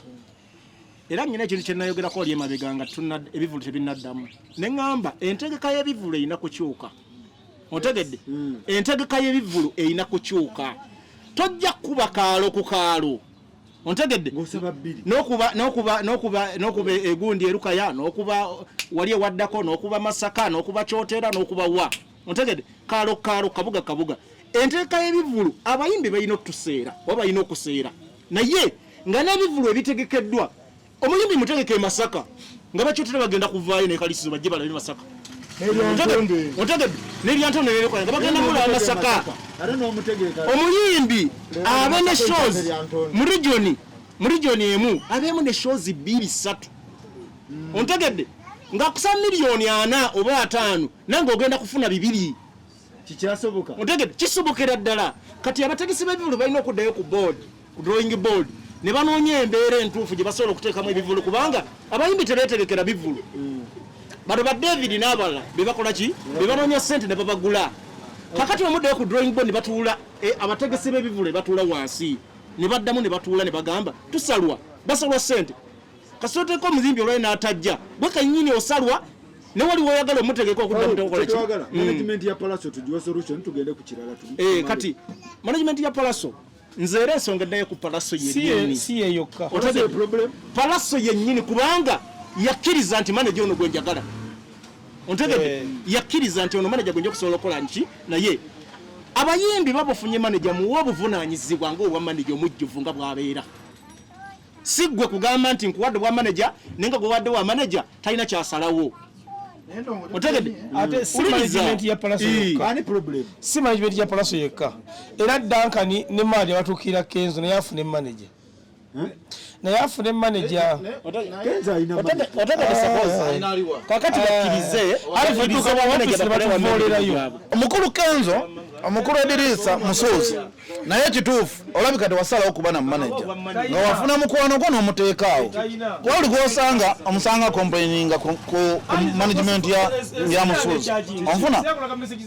beta tabeera straight naye agenda fuuka nga kama owulira beta agamba omuntu nti Musozi $15,000 naye nenjagala emitwalo ameka atano tukutula omulimu guveewo naye bw'osanga atano uli ayise ino osanga ali mu kuyomba endongo tebijja gikola bintu bya kisiba bisula mu yindi so kati okimanyi Musozi talina gundi ntuufu talina sente ntuufu Musozi nedda emukono wa 2 mwezi wali okujogizi yayimbidde 10 neezi okiteke kyengamba kati management simanyi Musozi ate okuba alonda zinadde mu omulimu gwe yemanyira kuzo mwezi mukaaga ogwokusatu beta nakumene $12,000 musajja abawadde 10 namukubye $15,000 musajja abawadde $10,000 kati management etereze beta oyogera naye ngali ku WhatsApp kata kuli kali bwati kati waliwo oyo omuwala simanyi ye Fab ate yoyo abantu nga bakompleni anti Fab yakyasembayo munywanyi mawa natuuka mu office netu oyo omuwala twatuka mu office nga lwo client era nawulira obusungu kabla kano beta mukube client nabuuza namuga mimbi wa $2,000,000 naga musajja naga nyine $10,000,000 nga nyimire mu dirisa bwendi Fab namukubira esimu nakwata esimu yebuzi yakusanya nakwata esimu eyebweru ngo mu client yali awo musajja namugamba wayi onkozote ko Fab Sigwe oga $10,000,000 nakuvute kono ezikola munange no Uganda Fab omwe ku management ya mukulu Kenzo yasinga okubanga tawa abantu kitiibwa andi yawako muzeeyi 2,000 nawe jingi ubbi 2,200 owamawulire nga mujja n'omutwala ompulira esawa no Fab oyo kyokka ogenda maliza tula mu bitabo bya Kenzo obimaliza obirabe nga Fab yataddeko jingi emitwalo 10 n'emeka kano kagundi yakagoba owulira ogenda maliza namuzeeyi emitwalo 5 waliwo time ya Santos n'omulala munneeyayo omutonotono Cox yamugoba naye ate abasajja baali batambuza bulungi andi bagenda bagoba nabo nga balina shote bakwata nga bazirya obula Kenzo namugaye ekigambo kino Kenzo afune manager mukulu Kenzo mukomere muno funa manager nga ye yajja kukola ekyokubiri wa Fab takyali manager nga mukazi oba mwamuwasa banga yajjanga mukazi wa Miracle bemakati mwamuwasa buwasa nandi wulira omanyi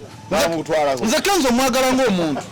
mukwagala Kenzo saagala kintu kimusuula owulira anti omuyimbi wa Uganda omulaba singa abayimbi b'Uganda tebaliiwo singa David taliiwo Kenzo brand nene nanti twagala tetugamba ebimutereza Kenzo singa tebaliiwo balutalo singa tetulya oba singa tuli mu nnimiro tulima neffe kwe tulya bwe ndaba ekintu ekisuula lutalo oba Kenzo ne simugamba kiba kirala Kenzo kulaba oti Fab oba tasobola kukola mulimu gwe yajja kukola ojja tusooka omuteeka ebbali wakiri abeera sekuyita abeeko byawandiika beta matini beta naye bw'aba tasobola kuwandulinga bakirayinti mu ngeri nnungi big time kufiirwa mu mirimu bamusse wali eri ebbali n'abeere ng'omuwabuzi ompulira anti otuuka n'omusajja yankubira yera alina omukola nateete naŋŋamba agenze ku big talent kino nkituma gwe atera okubeera naye naŋŋamba agenze ku big talent ne bamusaba $12,000,000 omukolo omusajja n'abagamba alina $7,000,000 gwe kyogedde David omusikipya omusajja ne bamuvaako Fab nadde manju bali bonna ne batambala badda mu studio omusajja n'asigala bw'omu atya ku reception naye nga omukazi olwambi yamutadde ku pressure njala Kenzo yaba akola ki ayimba omusajja atuuka okuvaayo wamme ku big talent Kenzo bino tabimanyi n'asaba asikali amuggulire nga tafunye wadde kuddibwamu n'oku kyokka omukulu laga payipa agenda okumaliriza nga omusajja yagenze ayogera nemusuuza amugamba waliwo omusajja yabadde aleeta omulimu yaleese omulimu bwati suuza namugamba omukolo gwa $7,000,000 bakoze batya nebagamba omusajja yagenze yafunyemu yaŋambe yagenze wa lutalo era omusajja afuna lutalo n'ayimba n'afuna Maulini Nantume oba beta oba fabu oba n'abalala bonna ba Ivan baani ekizibu ky'abano kiri ekizibu ekyo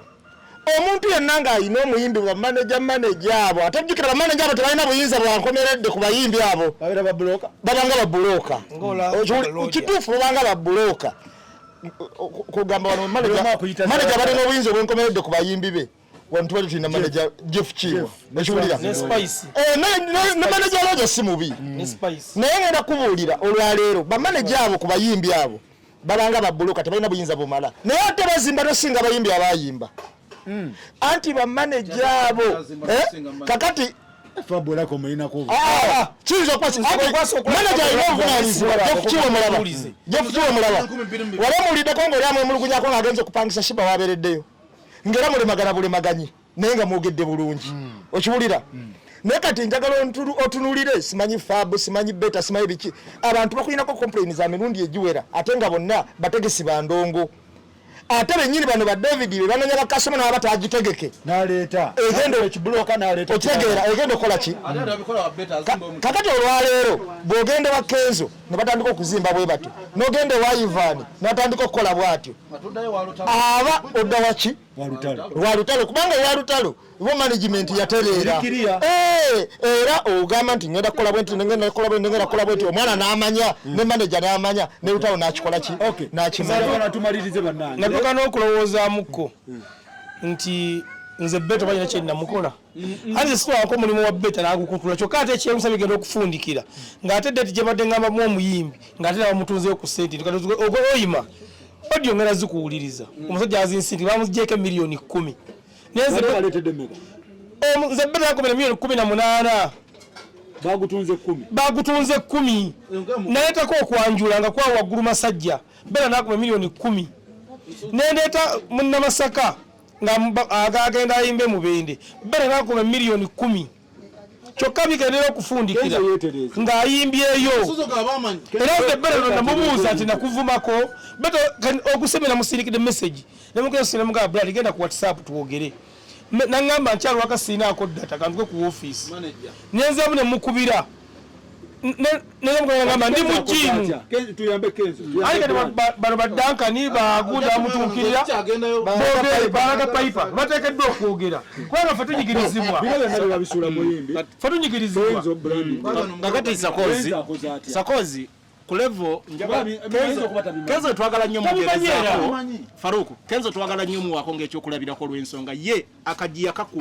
yakasamba n'agenda ku level ya international otegedde kakati Kenzo ku level gyaliko ng'omuyimbi ali ku ddala ly'ensi yonna yali badde akola ebintu nga bino abantu b'okola nabo jawe embeera nti nkola ne bakyali bange owulira ku level gy'oliko kati Kenzo ali ku commercial business abantu bano bokozesa bokola nabo bayise mitendere emituufu kubanga Kenzo alabyeko abantu abalala bayimbi n'abali mu kategori gyagwamu n'abantu bakolagana nabo abaddeko Senegal abaddeko Nigeria abaddeko wa abantu bayise mitendera bwe ziba interviews zibeewo ontegedde nkubuulira abantu bayite mitendere emituufu egy'obuvunanyizibwa bakola ki bwe balina nga bakwalifyinga si kugamba nti zoono nabeeranga netwasamanga naye omupiira nzize muwadde omulimo ajja kukola ngakera ajja kujjanga abeere ku reception abalukabinga abantu nga tamanyi nangeri gya bahandolinga customer care n'ebintu ebirala ebifaananga ebyo so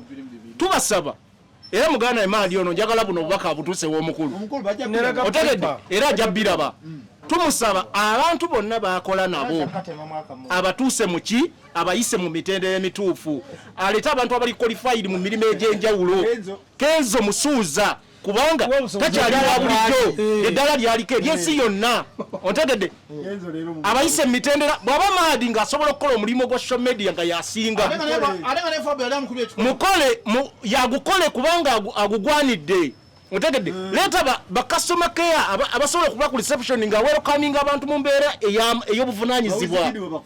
otegedde leta abantu abasobola okunegotiatinga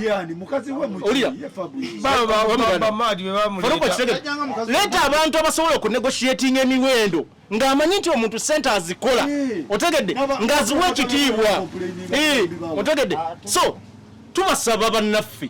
Kenzo ne baganda ebagwa mu kategori ba Pallaso baani mufuna abantu abatuufu abagwa mu mirimo gye basobola okukola si bakyali bange nti ono agenda n'akagula najja n'akanzingira ne wabawo simanya asooka katesingako bakakoze katya munoonye abantu abatuufu tugeze omuntu gw'alina omukugu yaddukanya social media ezekka Mahadi yekka alaga paipa ateye muyimbi oyo Mahadi omulaba gwe tukola naye Mahadi oyo omukulu beta nowe muwala Fab baali bamukubye ekikono ngira naye ku mulimu bamugobyeyo ku big talent buli mugezi buli mugezi bo baate tebamwagala wa kumpimpi era buli bwotunuulya booti buli mukugu bagattawo ne bamugoba naye nga gana amagezi gagende wa Kenzo abantu boyina gwe toli muntu mubi kuba musuza tukoze naye ebintu bingi owulira naye abantu bokola nabo bayinza okuba nga si mikwano gyo naye nga bakozi kuba omusajja bw'ojja n'omulamula milioni 18 nagamba siziina na milioni 10 n'ogaana ate oluvannyuma obamanija ne bavaayo ne bafuna engeri gye bawaguza ne bakutuukako gwe n'obagamba milioni 10 tugenda kukola kitegeeza tolina manager tebamala kwogera nayo nakuteesa naawe okitegeera bo wasalawo miwendo gyabwe ojja nakutuuka nga balina receipt yes ojja kutuuka nga balina obutabo bubiri nga balinayo aka milioni 10 ze bakuwa ne gye bakolera bosi eyo 18 nkumuwulira nze kyendowooza ku kintu kya Kenzo kuba aboogedde bingi naye ne Kenzo naye ate awo ninawe munenyezaamu kaka tulaba emiwendo obutakwatagana zino milioni 2 zino 18 zino ani Kenzo yennyini ateekewo embeera agambe nti olugendo tuvano tugenda Masaka milioni 10 okwetolera wano Kampala ova wano ogenda bwayise emilioni bweziti oba okitegedde kati abeerenga yennyini akola ki ayinawe enteekateeka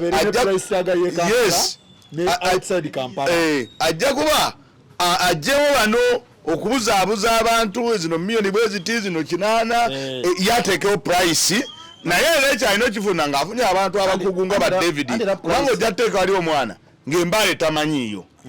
otegedde oteeka eri omwana nga tamanyi Fort Portal kati yamanye nti eŋŋendo bwetuba tufuluma Kampala tugenda Fort Portal tulisende bweziti bwetuba bwe tuti tugenda bweziti nze ndowooza awo Kenzo wajjamu ku nsonga y'emiwendo tolowooza nti sente bazimanyi naye balabika enjawulo yakola ki andi management gwekenyini bwokola agundi eyo ya sente ina gikwasa management nze agenda okugula sijja kukusanga nakusanga management kati management yekitogambe ekyali siiti 2 kyetwagala abayimbi banaye mubeere n'emiwendo abantu gye bategeera nti Kampala ndi kweno kyamukwano gwange wekiba kyamukwano gwo mukoleki naye abantu bakomplaininga ku bayimbi bannange mutereeza aba management abamanaging abayimbi owa Pier Pound nawulira nti promoter we UK simanyi amusasudde tyate omuyimbi tyate aganye okulinnya tyate biki tyate nze woteri eyo gye bantadde musijagala kati nze nsasira omuntu nga Pier Pound yayimba dda ne ba Lagaben ne balagadi ne balagadi da era gwe bamulaba kati saawa zino oyinza okulowooza wa myaka 2 nedda Pier Pound akusinga obona kubanga mwenkana ompulira naye saawa zino ofunye opportunity abantu bakutegedde ofunye engeri gy'ogenda okutambuzaamu obulamu otandisa okuleeta maama wagali Pier Pound kiri ku Pier Pound oba management ate ngambye nti Pier Pound yagamba woteji wamusasulira tajja gisulamu togambye nti management yagamba kitegeeza Pier Pound ye yategerera management ye kubanga Pier Pound management bebekuwadde lwaki ogaane kakitegeeza nti Uganda nga bakulu bange bagamba telunafuna ba manager kuba manager asaana ga tugenda UK si bwe kiri era ne babuukinga lisiti n'agiwaayo oluvannyuma gwe omanya kintu eki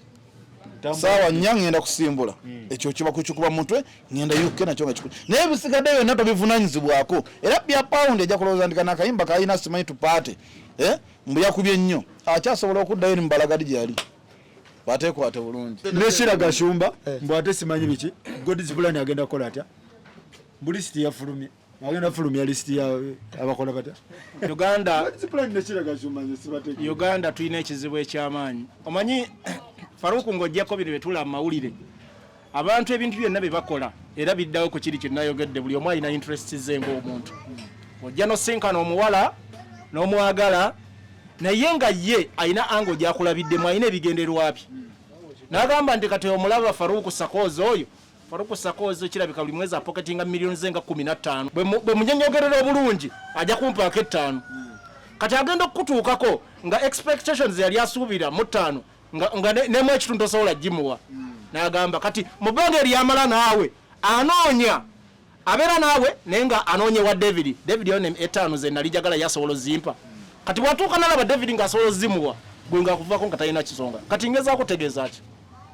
Sheila Gashumba ebbanga lyonna lyamulabidde kitaawe yamukuza yatambula naye era namupositioninga mu mbeera gyayagala akole ki abeere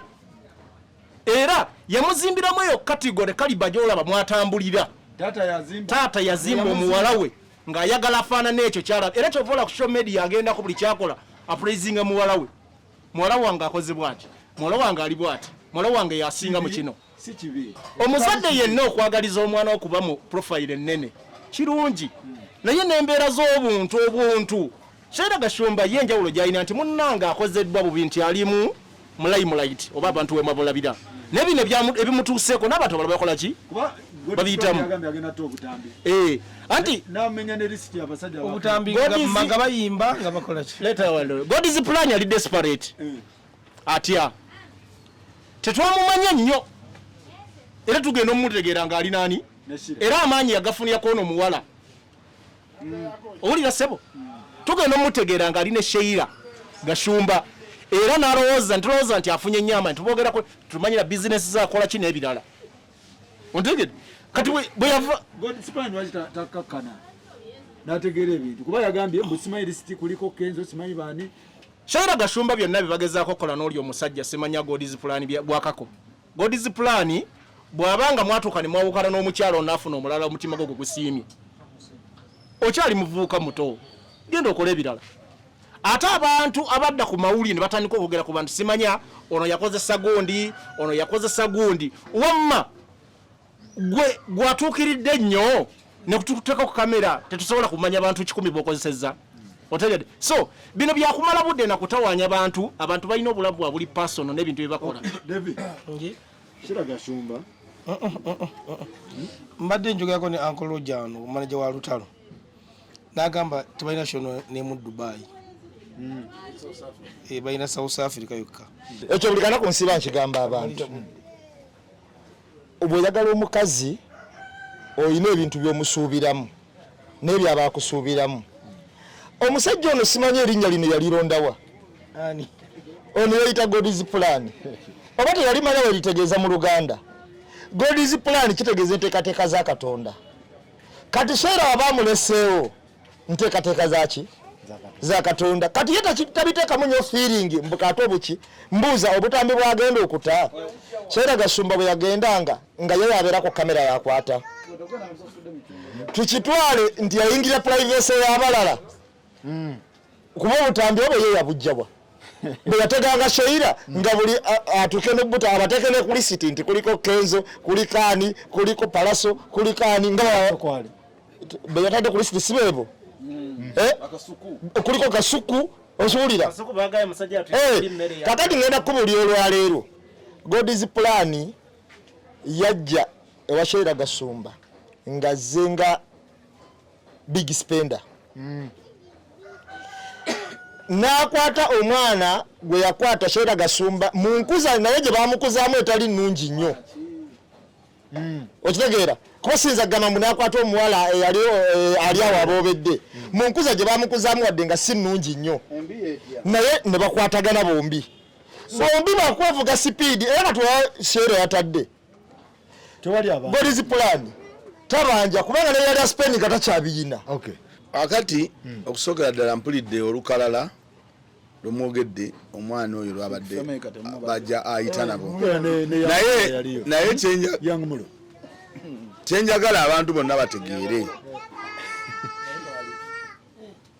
Kyenjagala abantu bonna bategeere ababeera mu mbeera y'omukwano naddala bano abavubuka abakyali abato banga kati ng'ono banga tyono naye oli musajja mukulu abayita muto. Kakati nze kyenjagala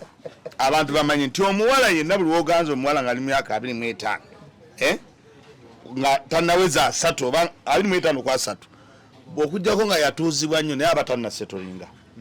aba akyanoonya wa wanaakola ki era mu bbeera eyo ey'emyaka 25 27 14 meka aba akyanoonya mbadde naani ate buli gwalaba akola ki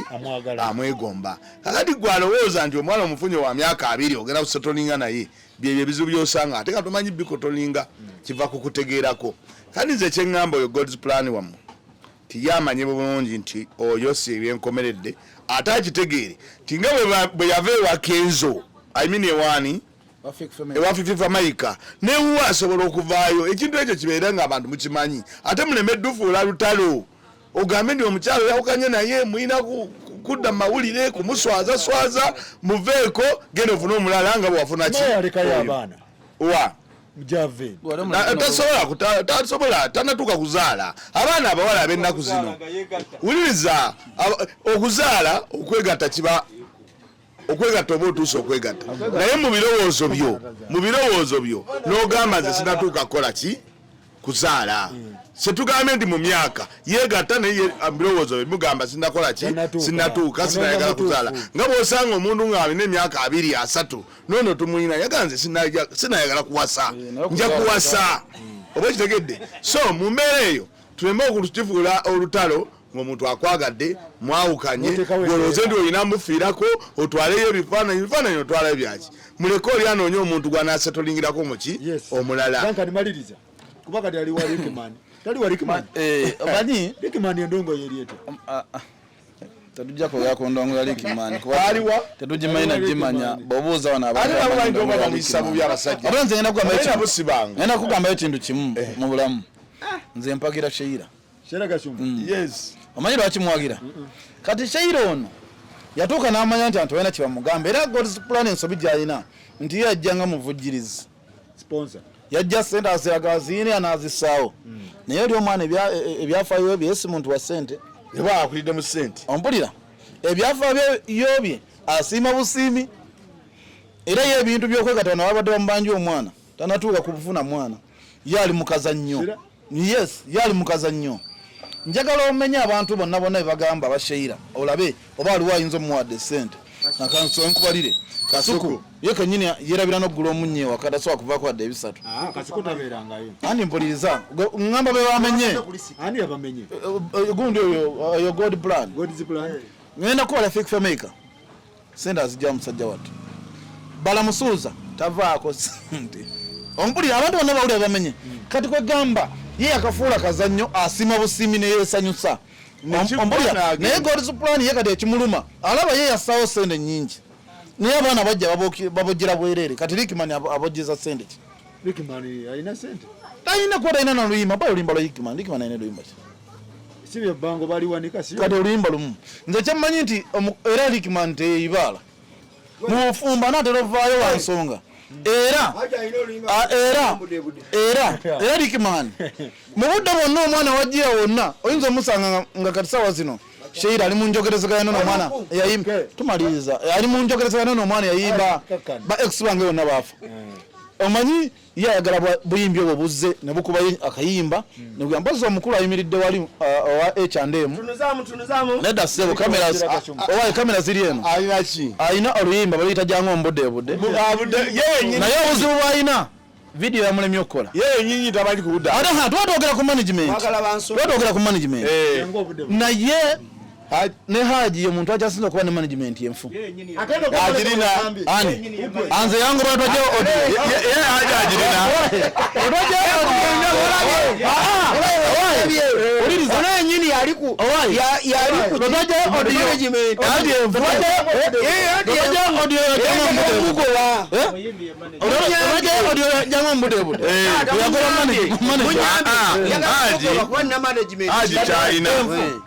Aji alabika tamanya abantu bakolagana nabo kyekizibu kyayina bw'alaba David Komu aba amwagala yakatiika bakagala bw'alaba Mawa aba amwagala bw'alaba David Komu Mawa yaliko naye yagwa Mawa wele yaliko naye yagwa jangu ombudde ku YouTube kweruli buli wamu video ejja video ejja audio aluwa olima abayita jangu ombudde ekyo abenjaga awo nno waafudde obuzibu abantu bawulira jangu ombudde naga naye omusajja ono alayika byayimba comment mubaamu obugamba byali omusajja nga bagamba omusajja ono awa aja amanyiwa aji ngawudde kulimba oba omukwana ogamba ngudde ku muntu omubuzibuzi naye maama oba tutekako mu kadeera emikolo ogimanyi emikolo egyokwanjula n'embaga anti omukulu omulaba bwagenda ku mukolo ng'akuyimbira ku mukolo anti mukazi we bw'ataba mugumu anti wuliriza ateekako simayiro ateekako simayiro anti omukazi ayiza ogenda naye omukidaala tukwatagane next time bannange mwebale nnyo mwebale ddala